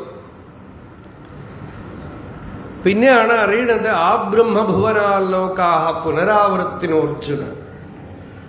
വൈരാഗ്യം വരുമ്പോ ഇവിടെ ഈ സുഖവും ഒക്കെ ലിമിറ്റഡ് ആണ്. ഇവിടെ എന്തൊക്കെ സുഖം കിട്ടിയാലും അതിന്റെ പുറകെ ധാരാളം ദുഃഖമുണ്ട്. സുഖത്തിനോടൊപ്പം വളരെയധികം ദുഃഖം കൂടെ ഉണ്ട്. ശാശ്വതമായ ശാന്തി, ശാശ്വതമായ സുഖം ഇവിടെ ഇല്ല. അപ്പൊ ശാശ്വതമായ സുഖം എവിടെ കിട്ടും? പരീക്ഷ്യ ലോകാൻ കർമ്മചിതാൻ ബ്രാഹ്മണോ നിർവേദമായാൻ നാസ്തി അകൃതകൃതേന തദ്വിജ്ഞാനാർത്ഥം സ ഗുരുമേവാഭിഗച്ഛേത് സമിത്പാണി ശ്രോത്രിയം ബ്രഹ്മനിഷ്ഠം. ഉപനിഷത്ത് ഒരു വിധി വിധിക്കുകയാണ്. നല്ലവണ്ണം എക്സ്പ്ലോർ ചെയ്ത് നോക്കുക എന്നാണ്, പരീക്ഷിച്ച് നോക്കുകയാണ് അനുഭവ മണ്ഡലങ്ങളെയൊക്കെ. ഇതിലൊക്കെ സുഖമുണ്ടോ? അവസാനം മനസ്സിലായി ഈ ലോകത്തിലൊന്നും ശാശ്വതമായ സുഖമില്ല. ഇനിയിപ്പോൾ പരലോകത്തിലോ അവിടെ പോയാലും ദേവാസുര സംയത്താസൻ, ദേവന്മാരും അസുരന്മാരും ശണ്ട കൂടിക്കൊണ്ടിരിക്കും. അവിടെ പോയി സ്വസ്ഥമായിട്ട് ഇരിക്കാൻ പറ്റില്ല. അവിടെയും ദുഃഖം. അവിടെയും കുറച്ചു കാലം ഇന്ദ്രൻ സുഖമായിട്ട് ഇരിക്കണം എന്ന് വിചാരിച്ച ഈ പുരാണ കഥകളൊക്കെ അതിനു വേണ്ടിയിട്ടാണ്. ഇന്ദ്രനെ അസുരന്മാർ ആക്രമിച്ചു. എന്താന്ന് വെച്ചാൽ നിങ്ങൾ വിസ വാങ്ങിച്ച് അവിടെ പോയിട്ട് അവിടെ സുഖമായിട്ട് ഇരിക്കാമെന്ന് കരുതണ്ട. അവിടെയും നിങ്ങളുടെ സുഖത്തിന് ഭംഗം വരും. അപ്പൊ ശാശ്വതമായ സുഖം എവിടെ? അപ്പോ ആണ് പുറത്തൊക്കെ അന്വേഷിച്ചു നോക്കണു. ഈ ശരീരത്തിനെ ശാശ്വതമാക്കി വെക്കാൻ പറ്റുമോ? അല്ല, ഹെൽത്തി ആയിട്ട്. നമ്മളൊക്കെ ഈ പരീക്ഷണമൊക്കെ ഒരു കാലത്ത് മാത്രം നടക്കുന്നതല്ല, എല്ലാ കാലത്തും പല പല ലെയേഴ്സിൽ സൊസൈറ്റിയിൽ നടന്നുകൊണ്ടിരിക്കും. എല്ലാ കാലത്തും എല്ലാവരും ഉണ്ടാവും. ഇന്നലെ പറഞ്ഞു നമ്മൾ വൈകിട്ട് ചാറുവാകൻ എല്ലാ കാലത്തും ഉണ്ട്. അധികം പേരുടെ ഉള്ളിലും ചാറുവാകനുണ്ട്. നമ്മൾ ഭക്തൻ എന്നൊക്കെ പറയുന്ന ആളുടെ ഉള്ളിൽ പോലും ഒരു ലെവൽ വരയ്ക്കും ഭക്തൻ ഉണ്ടെങ്കിലും ഒരു ലെവലിന് മേലെ ചാറുവാകൻ വരും. മതി, ഊണ് കഴിക്കാൻ ഉറങ്ങാം. ഇതേ ഉള്ളൂ ഇപ്പൊ ജീവിതം, വേറെ ഒന്നുമില്ല. യാവത് ജീവം സുഖം ജീവേത്. എത്ര കാലം ഇരിക്കുന്ന അറിയില്ല, സൗഖ്യമായിട്ട് ഇരിക്കണം. ഇതാണ് ചാർവാകന്റെ വാക്ക്, മധുരമായ വാക്ക് എന്നർത്ഥം. അപ്പോ ചാർവാകൻ ഉണ്ടാവും. പക്ഷെ എന്താന്ന് വെച്ചാൽ ആ ഫിലോസഫി കേൾക്കാൻ നല്ല സുഖമാണ്. പക്ഷെ അതിൻ്റെ ലിമിറ്റേഷൻ കുറച്ച് കഴിയുമ്പോൾ നമുക്ക് അറിയാം. അങ്ങനെയൊന്നും ഊണ് കഴിച്ച് സൗഖ്യമായിട്ട് ഇരിക്കാനൊന്നും പറ്റില്ല. ഊണൊക്കെ കഴിച്ച് കുറെ കഴിയുമ്പോൾ ഊണ് നമ്മളെ കഴിക്കും. അദ്യതേ അത്തിച്ച ഭൂതാണി. ഈ അന്നം എന്ത് ചെയ്യുന്ന വെച്ചാൽ നിങ്ങൾ ഭക്ഷിക്കുമ്പോൾ അന്നം നിങ്ങളെ ഭക്ഷിക്കും. അപ്പോഴാണ് പലവിധ രോഗങ്ങൾ, വ്യാധികളൊക്കെ, ഭോഗേ രോഗഭയം, പലവിധ രോഗങ്ങൾ വന്നു തുടങ്ങും, പല വിഷമങ്ങൾ വന്നു തുടങ്ങും. അപ്പോഴാണ് അടുത്ത സ്റ്റെപ്പ് എങ്ങനെയാപ്പോ ആരോഗ്യം ഉണ്ടാക്കിയെടുക്കാം അല്ലേ? അപ്പോഴാണ് സൊസൈറ്റിയിൽ പല പല പരീക്ഷണങ്ങൾ, യോഗ, പലവിധ എക്സസൈസ്, ഫിസിയോതെറാപ്പി. നമ്മുടെ കൂടെ ഒരാള് വരുന്ന വഴി മുഴുവൻ പട്ടിണി കിടക്കുന്നതിൻ്റെ മഹിമയെക്കുറിച്ച് പറയുകയാണ്. ആഹാരം കഴിക്കാതിരിക്കുക ഒക്കെ എന്തിനാന്ന് വെച്ചാൽ ഈ ശരീരത്തിനെ എങ്ങനെ ചിട്ടപ്പെടുത്തിയെടുക്കും.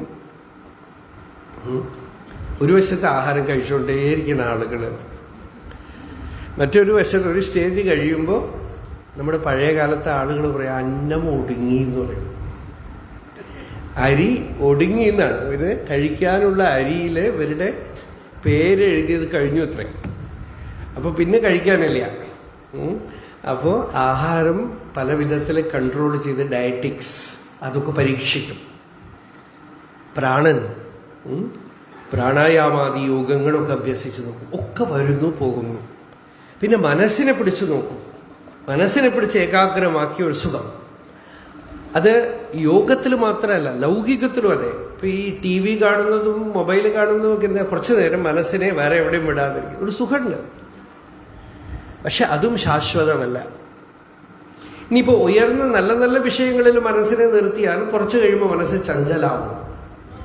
ഇങ്ങനെ പരീക്ഷണം ചെയ്ത് ചെയ്ത് ചെയ്ത് ഉള്ളിൽ ചെല്ലുമ്പോൾ ഇപ്പം ഈ ശരീരം ഞാനല്ല, പ്രാണനും ഞാനല്ല, ഈ മനസ്സും ഞാനല്ല.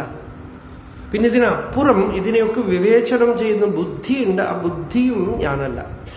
എല്ലാം തള്ളിക്കളയുമ്പോൾ ഒരു ശൂന്യത. നമ്മൾ നിദ്രയിൽ സുഷുപ്തിയിൽ പ്രതിദിനം അനുഭവിക്കുന്ന ഒരു സുഖം, ആനന്ദം ഉണ്ട്. പക്ഷേ അതെന്താണെന്ന് അറിഞ്ഞില്ല. അതാണ് അതിനെ ആനന്ദമയ കോശം എന്ന് പറയുന്നത്. ഇങ്ങനെയൊക്കെ പരീക്ഷണം ചെയ്ത് ചെയ്ത് നോക്കി ഉപാധികളെയൊക്കെ ദേഹം ഞാനല്ല, മനസ്സ് ഞാനല്ല, ബുദ്ധി ഞാനല്ല, അഹങ്കാരം ഞാനല്ല,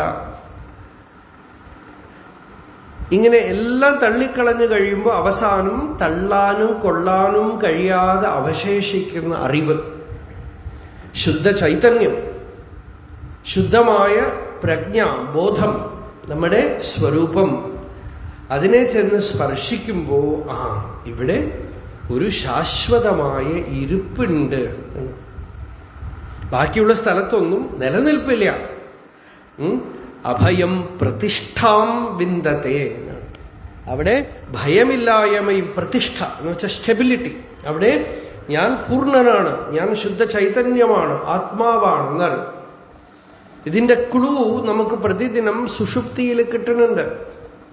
പ്രതിദിനം ഉറങ്ങുമ്പോൾ സുഖമായിട്ടിരുന്നു എന്ന് പറയണു. എന്ന് വെച്ചാൽ ഒന്നും കണ്ടില്ല, കേട്ടില്ല, മണത്തില്ല, രുചിച്ചില്ല, ശരീരമില്ല, മനസ്സില്ല, ലോകമൊന്നും അറിഞ്ഞില്ല. എന്നിട്ടും എഴുന്നേറ്റിട്ട് പറയണു സുഖമായിരുന്നു. ആ സുഖം എവിടുന്ന് വന്നു? എവിടുന്ന് വന്നില്ല. അത് സുഖം നമ്മുടെ സ്വരൂപമാണ്. പുറത്തുനിന്ന് വരുന്ന സുഖമൊക്കെ പോയി. പക്ഷെ ആ സുഖം എല്ലാത്തിനെയും തള്ളിക്കളയുമ്പോൾ, നേത്തി നേത്തി നേത്തി എന്ന് തള്ളിക്കളയുമ്പോൾ ആ ഒരു സുഖം മാത്രം അവശേഷിക്കുന്നു. ശാശ്വതമായി, ശാന്തിയായി, ആനന്ദമായി, നമ്മളുടെ സ്വരൂപമായി. നമുക്ക് തോന്നുന്നു ഈ അറിവ് ശങ്കരാചാര്യര് ഇവിടുന്ന് പോകുന്നതിന് മുമ്പേ ഉള്ളിലുണ്ട്. അതുകൊണ്ടാണ് ഇവിടുന്ന് 3 മാസം 4 മാസം നടന്ന് മധ്യപ്രദേശിലേക്ക് പോയി കുട്ടി, 8 വയസ്സ് ബാലൻ. അവിടെ ചെന്നപ്പോ ഗോവിന്ദ ഭഗവത് പാദർ ചോദിച്ചു, കുട്ടി നീ ആരാണ്? ഹേ സൗമ്യ കസ്ത്വം എന്ന് ചോദിച്ചു. അപ്പോ ശങ്കരാചാര്യര് ആധാർ കാർഡൊന്നും എടുത്തോണ്ട് പോയില്ല. ഒറ്റ ആധാറാണ്. എന്താണ്? ന ഭൂമിർന തോയം ന തേജോ ന വായു നഖം നേന്ദ്രിയം വാ ന തേഷാം സമൂഹഃ അനൈകാന്തികത്വാത് സുഷുപ്ത്യേക സിദ്ധഃ തദേകോ വശിഷ്ഠഃ ശിവഃ കേവലോഹം. ന വർണ്ണാ ന വർണ്ണാശ്രമാചാര ധർമാഃ ന മേധാരണാ ധ്യാനയോഗാദയോപി അനാത്മാശ്രയാഹം മമാധ്യാസഹാനാത് തദേകോ വശിഷ്ഠഃ ശിവഃ കേവലോഹം. ന മാതാ പിതാ വാ ന ദേവാ ന ലോകാഃ ന വേദാ ന യജ്ഞാ ന തീർത്ഥം ബ്രുവന്തി സുഷുപ്തൗ നിരസ്താദിശൂന്യാത്മകത്വാത് തദേകോ വശിഷ്ഠഃ ശിവഃ കേവലോഹം. പ്രതിദിനം സുഷുപ്തിയില് എന്തറിഞ്ഞു? ശൂന്യമാണോ? അല്ല. ശൂന്യം എന്ന് വെച്ചാൽ എങ്ങനെ സുഖമായിരിക്കും? എഴുന്നേറ്റിട്ട് പറഞ്ഞു സുഖമായിട്ടിരുന്നു എന്ന് പറഞ്ഞു. ഇപ്പൊ ബുദ്ധൻ ശൂന്യമെന്ന് ബുദ്ധനൊന്നും പറഞ്ഞില്ല. പിന്നീട് വന്ന് ബുദ്ധമതത്തിലെ നാഗാർജുനനാണ് ഒരുപാട് ശൂന്യവാദം കൊണ്ടുവന്നത്. അപ്പൊ ശൂന്യത ഒരാൾ അന്വേഷിക്കില്ല. നമ്മൾ അന്വേഷിക്കുമ്പോൾ സുഖത്തിനെയാണ് അന്വേഷിക്കുന്നത്, പൂർണ്ണതയാണ് അന്വേഷിക്കുന്നത്. അപ്പൊ ആ സുഖം ആത്മാവിന്റെ സ്വരൂപമാണ്. അത് ശരീരത്തില് അല്ല, ശരീരമല്ലാതെ, അത് മനസ്സല്ല, ഇന്ദ്രിയങ്ങളല്ല, ബുദ്ധിയല്ല, അഹങ്കാരമല്ല. മനോ ബുദ്ധി അഹങ്കാര ചിത്താനിനാഹം നച ശ്രോത്ര ജിഹ്വേ നച ഘ്രാണ നേത്രേ നച വ്യോമ ഭൂമിർന തേജോ ന വായു ചിദാനന്ദരൂപ ശിവോഹം ശിവോഹം. ഇതൊക്കെ തള്ളിക്കളയുമ്പോൾ ഏതൊന്ന് അവശേഷിക്കുന്നുവോ ആ ചിദാനന്ദരൂപമായ ശിവം, ആ പ്രജ്ഞ, ശുദ്ധബോധം, അത് നമ്മളുടെ സ്വരൂപമാണ് എന്ന് സാക്ഷാത്തായി അപരോക്ഷമായ അനുഭവം. ഗോവിന്ദ ഭഗവത്പാദരുടെ മുമ്പിൽ ചെന്നതും ശങ്കരാചാര്യർ ഇത് പറഞ്ഞു എന്ന് വെച്ചാൽ, ഒരു വിളക്ക് തിരി കൊണ്ടുപോയി വിളക്കിൽ തൊടുമ്പോഴേക്കും പിടിക്കുന്ന പോലെയാണെന്ന് പറയണം. ശങ്കരാചാര്യർക്കും ഇങ്ങനെ ഒരു ശിഷ്യനുണ്ടായിരുന്നു. ഒരു കുട്ടി മൂകനെ പോലെ ബദിരനെ പോലെ ഒന്നും മിണ്ടാതെ ഒരു ബാലനെ കൊണ്ടുവന്നു. എന്നിട്ട് ആചാര്യസ്വാമിയുടെ അടുത്ത് പറഞ്ഞു, നോക്കൂ ഈ കുട്ടി ഇങ്ങനെയാണ് ഇരിക്കുന്നത്, ഇയാളൊന്നും റെസ്പോണ്ട് ചെയ്യുന്നില്ല, അവിടുന്ന് അനുഗ്രഹിക്കണം. ആ കുട്ടിയെ കണ്ടപ്പോൾ തന്നെ ആചാര്യസ്വാമി മനസ്സിലാക്കി ഇവൻ ഗുപ്തയോഗിയാണ്. അപ്പോ ആ കുട്ടിയോട് ചോദിച്ചു, നീ ആരാണ്? കസ്ത്വം ശിശോ കസ്യ കുതോസി ഗന്ത കിം നാമതേ ത്വം കുത ആഗതോസി ഏതന്മയോക്തം വദചാർഭഗത്വം മത്പ്രീതയേ പ്രീതി വിവർധനോസി. നീ ആരാണ്? നീ എവിടുന്ന് വരണു? നിന്റെ പേരെന്താണ്? നിന്നെ കാണുമ്പോൾ എനിക്ക് നല്ല സന്തോഷം തോന്നും. ഹേ ആഗന്തുക, എവിടുന്ന് വരുന്നു നമുക്ക് ചോദിച്ചപ്പോ ആ കുട്ടി പറഞ്ഞു, ഇത്രയും കാലം മിണ്ടിയിട്ടേ ഇല്ല, ആരോടും ഒരു വിധത്തിലും വികാരപ്രകടനങ്ങൾ നടത്തിയിട്ടില്ല. ഇപ്പൊ ആദ്യമായിട്ടൊന്ന് ഗംഭീരമായിട്ടൊന്ന് ശങ്കരാചാര്യരെ ഒന്ന് നോക്കി. എന്നിട്ട് ആചാര്യ ഭഗവത്പാദരെ നോക്കിക്കൊണ്ട് പറഞ്ഞു, നാഹം മനുഷ്യോ ന ചദേവയക്ഷോ ന ബ്രാഹ്മണ ക്ഷത്രിയ വൈശ്യശൂദ്രാഹ ന ബ്രഹ്മചാരീ ന ഗൃഹീവനസ്ഥഃ ഭിക്ഷുർന ചാഹം നിജബോധരൂപഃ. ഞാൻ മനുഷ്യനോ ദേവനോ യക്ഷനോ ഗന്ധർവനോ അല്ല. ഞാൻ ബ്രാഹ്മണനോ ക്ഷത്രിയനോ വൈശ്യനോ ശൂദ്രനോ അല്ല. ഞാൻ ബ്രഹ്മചാരിയോ ഗൃഹസ്ഥനോ വാനപ്രസ്ഥനോ സന്യാസിയോ അല്ല. സന്യാസി പോലും അല്ല എന്നാണ്. എന്നുവെച്ചാൽ സന്യാസി എന്ന് പറയുന്നത് ശരീരത്തിന്റെ ആണല്ലോ, അല്ലേ? ശരീരത്തിനെ കണ്ടിട്ടാണല്ലോ സന്യാസി എന്ന് പറയുന്നത്. ഞാൻ ഭിക്ഷുവുമല്ല, നിജബോധരൂപ ശുദ്ധ ചൈതന്യമാണ് ഞാൻ ആത്മാവാണ്, ജനനമരണമില്ലാത്ത പൂർണ്ണ വസ്തുവാണ് ഞാൻ, ശുദ്ധ ചൈതന്യമാണ്. നിമിത്തം മനഃചക്ഷുരാദി പ്രവൃത്തവും നിരസ്താഖിലോപാധി ആകാശകൽപഃ രവിർലോകചേഷ്ടാ നിമിത്തം യഥായ സ നിത്യോപലബ്ധി സ്വരൂപോഹം ആത്മാ. നിത്യോപലബ്ധി സ്വരൂപോഹം. ഹസ്താമലകം എടുത്ത് ഓരോന്ന് ധ്യാനിച്ചു നോക്കണം. നിത്യോപലബ്ധി സ്വരൂപോഹമാത്മാ. ഈ ഒരു വാക്യം മതി അപരോക്ഷാനുഭവത്തിന്. എപ്പോഴും കിട്ടിയിട്ടുള്ളതായ അറിവേ സ്വരൂപമായിട്ടുള്ള ആത്മാവാണ് ഞാൻ. എന്നുവെച്ചാൽ കിട്ടേണ്ടതല്ല, അറിയേണ്ടതല്ല. ആത്മജ്ഞാനം മാത്രം വളരെ വിശേഷമാണ്. നമുക്ക് ബാക്കിയുള്ള അറിവുകളൊക്കെ ഇപ്പം ഇല്ല, ഇനി നേടേണ്ടതാണ്. മറ്ററിവുകളൊന്നും ഇപ്പം ഇല്ല. ജ്ഞാനകാലേ നാസ്തി. അത് എന്തെങ്കിലുമൊക്കെ ചെയ്തിട്ടുണ്ടാക്കേണ്ടതാണ്. ഉത്പാദ്യം ആപ്യം സംസ്കാര്യം വികാര്യം കർത്തൃഭോക്തൃരൂപമാണ്. ജ്ഞാനമാവട്ടെ ഉത്പാദ്യമല്ല, ഉത്പാദിപ്പിക്കേണ്ടതല്ല, നേടേണ്ടതല്ല. ഒരു വിധത്തിൽ പറഞ്ഞാൽ വളരെ എളുപ്പമാണ്, വളരെ സരളമാണ്. എന്താണെന്ന് വെച്ചാൽ അത് നമ്മുടെ സ്വരൂപമാണ്, അത് നമ്മളാണ്, നിത്യസിദ്ധമാണ്. ഇപ്പൊ ഗുരു ചെയ്യണതും എന്താണെന്ന് വെച്ചാൽ കഴുത്തിലിട്ടിരിക്കുന്ന ഒരു മാല അവിടെ എവിടെയൊക്കെ തെരഞ്ഞപ്പോ ദാ കഴുത്തിൽ തന്നെ ഉണ്ടല്ലോ എന്ന് പറഞ്ഞ പോലെയാണ്. കണ്ഠാഭരണം തത്വമസി, നീയാണ്, ഇത് നിന്റെ സ്വരൂപമാണ് എന്ന് പറഞ്ഞു. അത്രയേ ഉള്ളൂ. അപ്പോ നിത്യോപലബ്ധി സ്വരൂപോഹമാത്മാ. ഞാൻ എപ്പോഴും ഉപലബ്ധി സ്വരൂപം, കിട്ടിയിട്ടുള്ളതായ ലബ്ധമായിട്ടുള്ള വസ്തു. നിത്യോപലബ്ധ നിജലാഭം എന്നാണ് ഭാഗവതം പറയണത്. നിത്യോപലബ്ധ നിജലാഭം, എപ്പോഴും കിട്ടിയിട്ടുള്ള വസ്തുവിന്റെ ലാഭമാണ്. എപ്പോഴും ഉള്ളില് പ്രകാശിച്ചു കൊണ്ടിരിക്കുന്ന ഒരു സത്യത്തിനെ തിരിച്ചറിയാണ്. സദാ വിളങ്ങിക്കൊണ്ടിരിക്കുന്ന ഒരു ജ്യോതിയെ തിരിച്ചറിയാണ്. ഓ, ഇതാണ് ഞാൻ, ഈ ജ്യോതിയാണ് ഞാൻ, ഈ പ്രകാശമാണ് ഞാൻ, ഇത് ഈ സ്വയം പ്രകാശമായ വസ്തുവാണ് ഞാൻ. ഇത് നിരന്തരം എല്ലാവരുടെ ഉള്ളിലും അഹം അഹം അഹം എന്ന് നിത്യം അസ്മത് പ്രസിദ്ധം എന്നാണ് വിവേക ചൂടാമണി. എപ്പോഴും നമുക്ക് നമ്മുടെ അസ്മത് ശബ്ദരൂപത്തില് ബ്രഹ്മസൂത്ര ഭാഷ്യം തുടങ്ങുമ്പോൾ പറഞ്ഞു, അസ്മത് എന്നുള്ളത് പ്രകാശമാണെന്നാണ്, യുഷ്മത് എന്നുള്ളത് ഇരുട്ടാണ്. ഐ വെളിച്ചമാണ്, യു ഇരുട്ടാണ്. നമ്മളൊക്കെ ഇപ്പൊ യൂട്യൂബിലാണല്ലോ അല്ലേ? ഇപ്പൊ ഇവിടെ പറയണത് ഐ ട്യൂബിലേക്ക് പോവാം. ബ്രഹ്മാവ് ഭാഗവതത്തിൽ പറഞ്ഞു ഐ ട്യൂബിൽ പോയി എന്നാണ്. എന്ന് വെച്ചാൽ ഒരു താമരയുടെ ട്യൂബിൽ ഇറങ്ങി തരയണ പോലെ എന്നാ പറഞ്ഞത്. ഈ ഐ എവിടെയാണെന്ന് അന്വേഷിച്ച് കയേഷയോസൗ അഹം അബ്ജപൃഷ്ട, ഈ ഞാൻ ആരാണ്, എന്താണ് എൻ്റെ സ്വരൂപം. അപ്പോ ഈ ഞാൻ എന്നുള്ള അനുഭവം മൊത്തത്തിൽ ഇങ്ങനെയാണ് ദൃഷ്ടി പോണത്. പരാഞ്ചിഖാനി പുറമേക്കാണ്.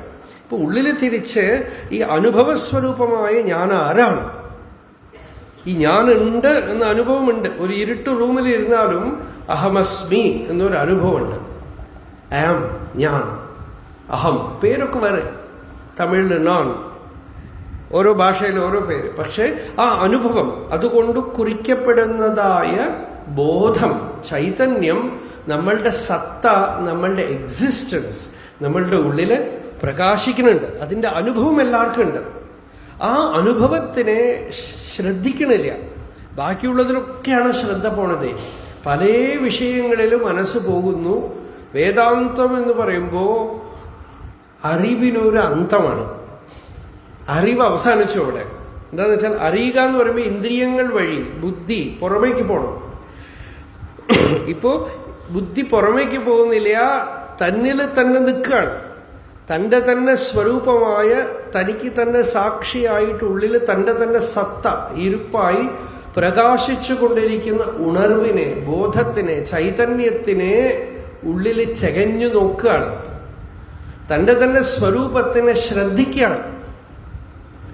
ശ്രദ്ധാവാൻ ലഭതേ ജ്ഞാനം തത്പര സംയതേന്ദ്രിയ ജ്ഞാനം ലബ്ധ്വാ പരാം ശാന്തിം അചിരേണാധിഗച്ഛതി. ഭഗവാൻ ഗീതയിൽ പറഞ്ഞു, ജ്ഞാനം കിട്ടിയ എന്തു കിട്ടും, എന്താ ലാഭം? പരാം ശാന്തിം, അനിർവചനീയമായ ശാന്തിയാണ് ജ്ഞാനത്തിന്റെ ഫലം. ജ്ഞാനം പറയുമ്പോൾ ഒരാൾ മരത്തിന്റെ ചുവട്ടിലിരുന്ന് പുറകെ ഇങ്ങനെ ഒരു ലൈറ്റ് വന്നതും അല്ല ഭാവന.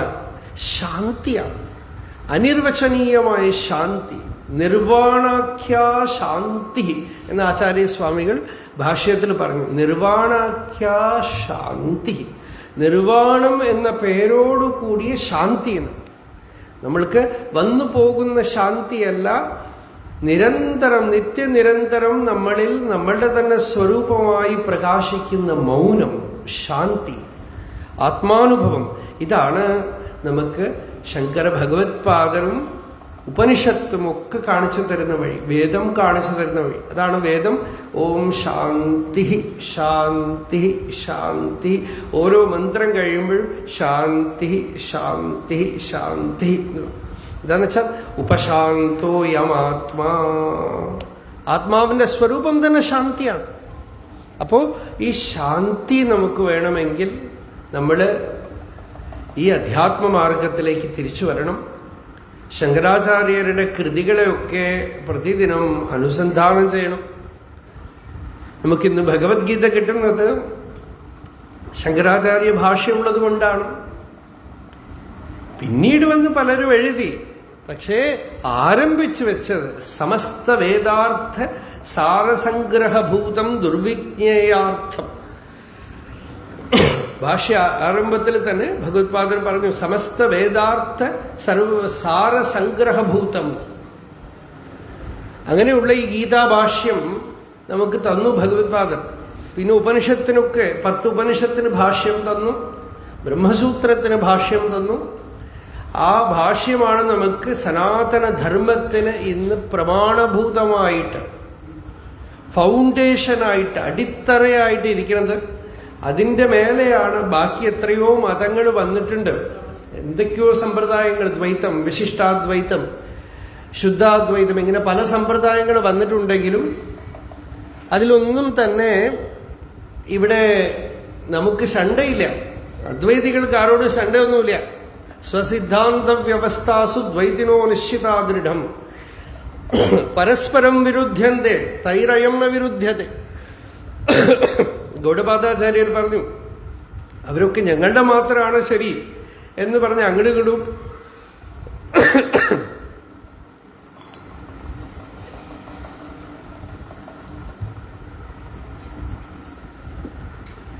അങ്ങോട്ടും ഇങ്ങോട്ടുമൊക്കെ തല്ലുകൂടുന്നു. ഞങ്ങൾക്ക് ആരോട് ശണ്ടയില്ല എന്നാണ്. എന്താന്ന് വെച്ചാൽ അദ്വൈതം പരമാർത്ഥോ ഹി ദ്വൈതം തദ്ഭേദമുച്യത്തെ. അദ്വൈതം പരമാർത്ഥാണ്, ദ്വൈതമാവട്ടെ. നിങ്ങൾക്ക് വേണമെങ്കിൽ ഉപാസനയ്ക്കൊക്കെ എന്ത് വേണമെങ്കിൽ ചെയ്തോളൂ, എങ്ങനെയൊക്കെ വേണമെങ്കിൽ ആരാധിച്ചോളൂ. അവസാനമാവുമ്പോൾ അദ്വൈതജ്ഞാനത്തിലേക്ക് വരും. ആ അദ്വൈതജ്ഞാനത്തിലേക്ക് വന്നാകണം.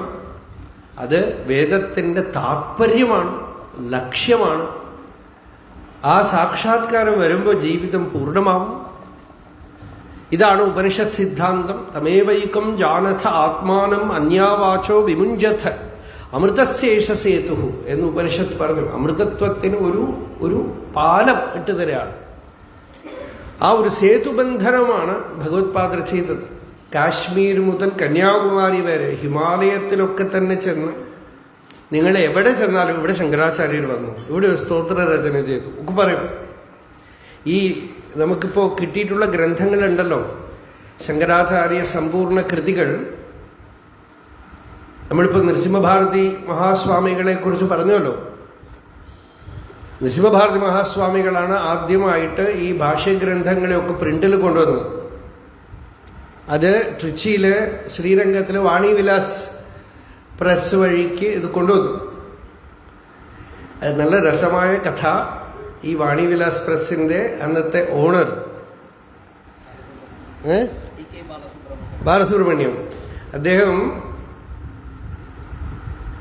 ഒരാഴ്ച കഴിഞ്ഞ് സ്വാമികൾ വന്നിരുന്നുവെങ്കിൽ അദ്ദേഹം ക്രിസ്ത്യനായിട്ട് കൺവേർട്ട് ആവുമായിരുന്നു.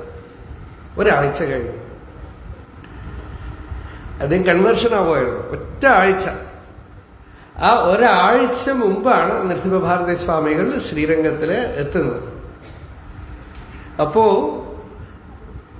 ഇദ്ദേഹത്തിന് ഇവിടെ ആരെങ്കിലും പ്രസ് ഉണ്ടോ എന്നൊക്കെ ചോദിച്ചു. നോക്കൂ, തമിഴിൽ നമ്മൾ പറയും തടുത്ത് ആട്കൊള്ളൽ എന്നുവെച്ചാൽ ആരെങ്കിലുമൊക്കെ അങ്ങോട്ട് പോയി അവരെ പിടിച്ച് കൊണ്ടുവരിക. അപ്പോ ഇദ്ദേഹം ആ സമയത്ത് കംപ്ലീറ്റ്ലി കൺവിൻസ്ഡ് ആണ് അങ്ങടേക്ക്. അപ്പോ ആ പ്രസ് ഓണറിനെ കാണാനോ എന്ന് പറഞ്ഞു. അപ്പൊ ബിസിനസ് ആണല്ലോ, ആ ഉദ്ദേശത്തിൽ അദ്ദേഹവും വന്ന് സ്വാമികളെ കണ്ടു. ഒരേ ഒരു ദിവസം ആദ്യമായിട്ട് കണ്ടു. അന്നത്തെ രാത്രിയോടുകൂടെ കഴിഞ്ഞു. സൂര്യനെ കാണുമ്പോ ഒക്കെ പോയി പോകും ഇല്ലേ, കൺവേർട്ട് ആവണം, അതൊക്കെ പോയി അടുത്ത. അപ്പൊ ആ ഭാഷ്യം മുഴുവൻ പ്രിന്റിൽ കൊണ്ടുവരണം. അപ്പോ അദ്ദേഹത്തിനോട് പറഞ്ഞു, ഇത് നിങ്ങളുടെ ചുമതലയാണ്, ഭാഷ്യം മുഴുവൻ പ്രിന്റിൽ കൊണ്ടുവരണം, തെറ്റുകൂടാതെ കൊണ്ടുവരണം, ചെയ്യാവും. അപ്പോൾ അടുത്തുണ്ടായിരുന്നവര് സ്വാമികളോട് പറഞ്ഞു, നോക്കൂ, ഇദ്ദേഹം തന്നെ ഒരു നാസ്തികനെ പോലെയൊക്കെ ഉണ്ടായിരുന്നതാണ്, അദ്ദേഹം ചെയ്താൽ ശരിക്ക് വരുമോ? ഒക്കെ വരും. അത് കഴിഞ്ഞ് ആ പ്രിന്റ് വന്ന ശേഷം എല്ലാവരും ആശ്ചര്യപ്പെട്ടു പോയി. മിസ്റ്റേക്ക് ഒന്നും ഇല്ലാതെ, തെറ്റൊന്നും കൂടാതെ അത് പ്രിന്റ് വന്നു. ആ ഭാഷ്യരചന, പ്രൂഫ് റീഡിങ്, പഠിക്കലും ഒക്കെ അദ്ദേഹം തന്നെ ചെയ്തു. അപ്പോ ഈ പ്രിന്റർ, അപ്പോ അദ്ദേഹത്തിന് ഒരു എഡ്യൂക്കേഷൻ, പിന്നെ ജീവിതകാലം മുഴുവൻ പരമഭക്തനായിട്ട് തീർന്നു. അപ്പൊ ആ ഭാഷ്യഗ്രന്ഥങ്ങളൊക്കെ അങ്ങനെ ശങ്കരാചാര്യ കൃതികള് പുസ്തക രൂപത്തിൽ വരണം. എല്ലാവർക്കും ഭാഷ്യമൊക്കെ പഠിക്കാൻ പറ്റില്ലേ. ചന്ദ്രശേഖര ഭാരതി സ്വാമികൾ പറഞ്ഞു, നിങ്ങൾക്ക് ഭാഷയൊന്നും പഠിക്കാൻ സാധിച്ചില്ലെങ്കിൽ ഒന്നും കുഴപ്പമില്ല, നിങ്ങൾ വിവേക ചൂടാമണിയൊക്കെ പഠിച്ചാൽ മതി, മുമുക്ഷുക്കൾക്ക് അതൊക്കെ മതി.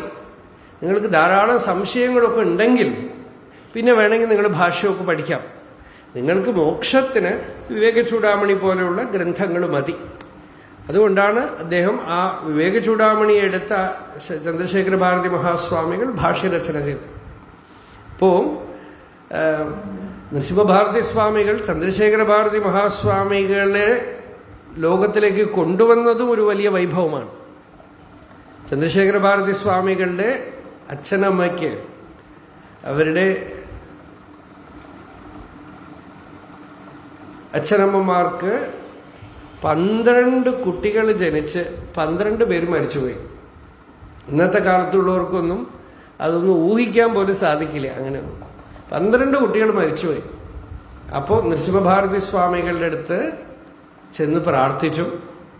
നരസിംഹഭാരതി സ്വാമികൾ പറഞ്ഞു, നിങ്ങൾ ഗോകർണത്തിൽ ചെന്ന് ശിവാരാധന ചെയ്യുക. ഇവിടെ വടക്കുനാഥനെ ചെയ്ത പോലെ ശിവാരാധന ചെയ്യുക.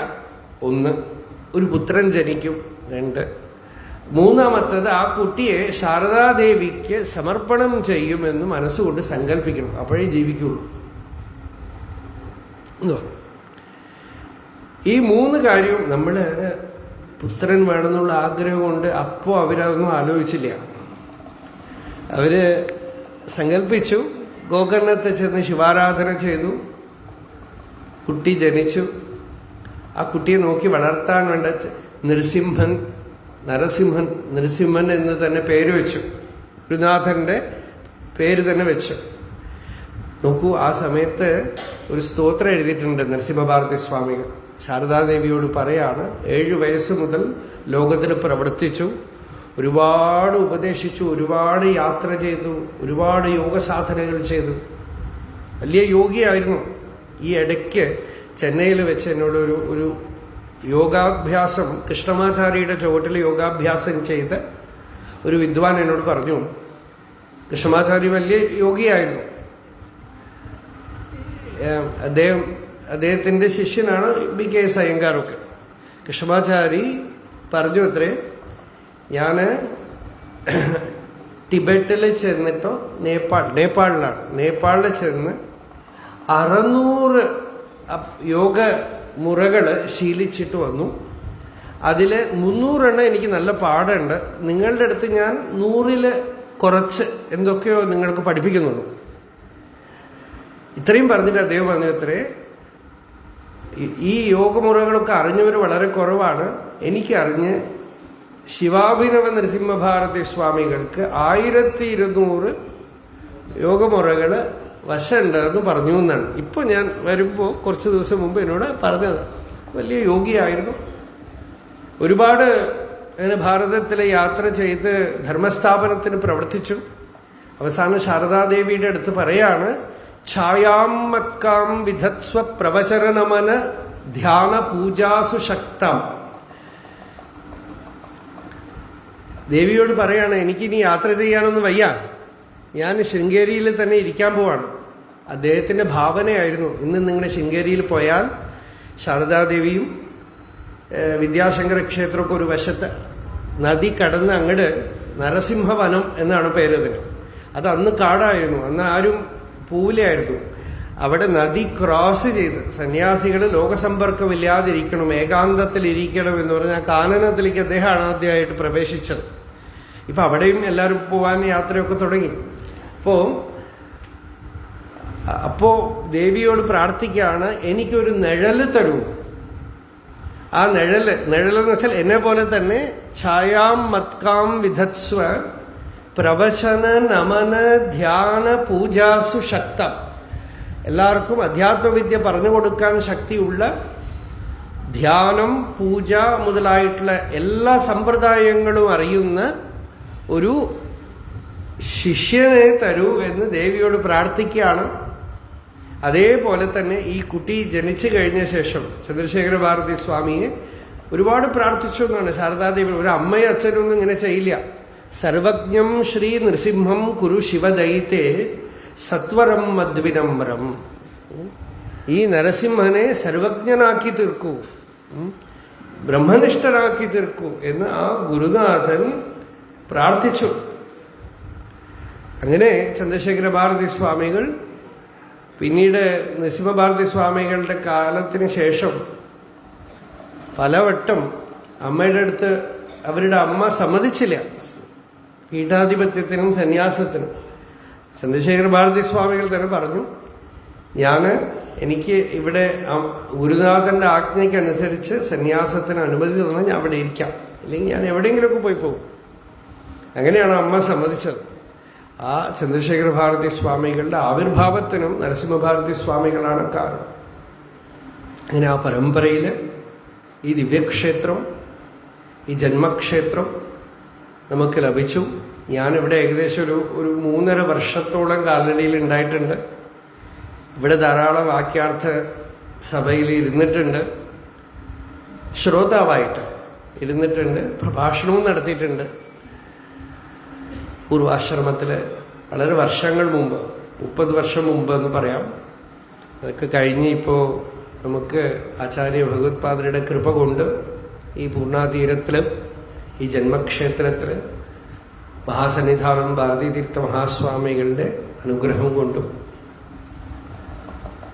സന്നിധാനം ഋതുശേഖര ഭാരതി മഹാസ്വാമികളുടെ ആ അനുഗ്രഹം കൊണ്ടുമൊക്കെ നടന്നു വരുന്ന ഈ ദിവ്യക്ഷേത്രത്തിൽ കുറച്ചു നേരം ഇരുന്ന് നമ്മളുടെ ഒക്കെ ആചാര്യരായിട്ടുള്ള ശങ്കര ഭഗവത്പാദരെ സ്മരിക്കാനും ആ പരമ്പരയിൽ വന്നിട്ടുള്ള ശൃംഗേരി പീഠാധിപതികളായിട്ടുള്ള നരസിംഹഭാരതി സ്വാമികളെയും ചന്ദ്രശേഖര ഭാരതി സ്വാമികളെയും അതിനുശേഷം വന്നിട്ടുള്ള അഭിനവ വിദ്യാതീർത്ഥ മഹാസ്വാമികൾ, അതൊരു വലിയ വൈഭവം.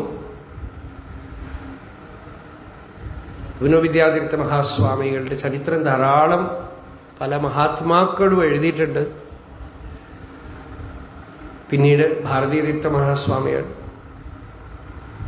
ഇന്നിതാ സന്നിധാനം നമുക്ക്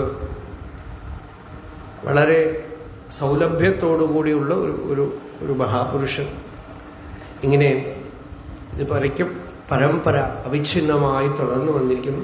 ആ ഗുരുപരമ്പര ഈ സന്നിധിയിലിരുന്ന് കുറച്ചു നേരം ശങ്കരാചാര്യ ധ്യാനം ചെയ്യാനുള്ള ഒരു സന്ദർഭം ഉണ്ടായി. കഴിഞ്ഞ പ്രാവശ്യം ഇവിടെ തൃശ്ശൂർ യദൃച്ഛയാ പോകുന്ന വഴിക്ക് വന്നപ്പോൾ നമ്മുടെ മൂർത്തി, ശ്രുതിവാണി മൂർത്തി, ശ്രുതിവാണിയിലുള്ള എല്ലാവരും ഇവിടെ വന്നിരുന്നു. അവരൊക്കെ പറഞ്ഞപ്പോൾ അപ്പോൾ തന്നെ കാലടിയിലേക്ക് വേണ്ട അറേഞ്ച്മെൻറ്റും ഒക്കെ ചെയ്ത് ഇവിടെ ഒരു സത്സംഗത്തിന് വേണ്ട ഏർപ്പാടുമൊക്കെ ചെയ്തു. അവരുടെ ഒരു പ്രിയം, അതൊക്കെ ഇതിന് പുറകിലുള്ള കാരണമാണ്. അനേക വർഷങ്ങളായിട്ടുള്ള ഒരു പ്രിയം. പോരാതെ ഈ ക്ഷേത്രത്തിൽ വരുമ്പോൾ സാറൊരു സംസ്കൃത മഹാവിദ്വാനാണ് അദ്ദേഹം. ഞങ്ങളൊക്കെ പഠിക്കുന്ന കാലത്ത് അദ്ദേഹം ഇവിടെ ശങ്കര കോളേജിൽ അധ്യാപകനായിരുന്നു. ബഹുമാന്യനായ സാറ് എത്രയോ വർഷങ്ങളായി ഇവിടെ ഈ ക്ഷേത്രത്തിൻ്റെയും ശൃംഗേരി ആചാര്യരുടെ ഭക്തനായി ഇത് നോക്കി നടത്തിക്കൊണ്ടുവരുന്നു. അദ്ദേഹത്തിനും ഇതിങ്ങനെ അനുസ്യൂത മംഗളമായി നടക്കാൻ ആയുരാരോഗ്യ സൗഖ്യം ഭഗവാൻ കൊടുക്കണമെന്ന് പ്രാർത്ഥിച്ചുകൊണ്ട് ഈ ശങ്കര ഭഗവത്പാദരുടെ ചരണത്തിൽ, ശാരദാദേവിയുടെ ചരണത്തിൽ ഇത് സമർപ്പിക്കുകയാണ്. ഹര നമഃ പാർവതീപതയേ ഹര ഹര മഹാദേവ. ഇന്ന് വൈകുന്നേരം തൃശ്ശൂർ തിരുവമ്പാടി ഗണപതി വിനായക സ്ഥലത്തിന് പേര് മഹാഗണപതി ക്ഷേത്രത്തെ ഹാൾ, അവിടെ വൈകുന്നേരം ഹരിനാമകീർത്തനം പ്രഭാഷണം അവിടെ കാണണം.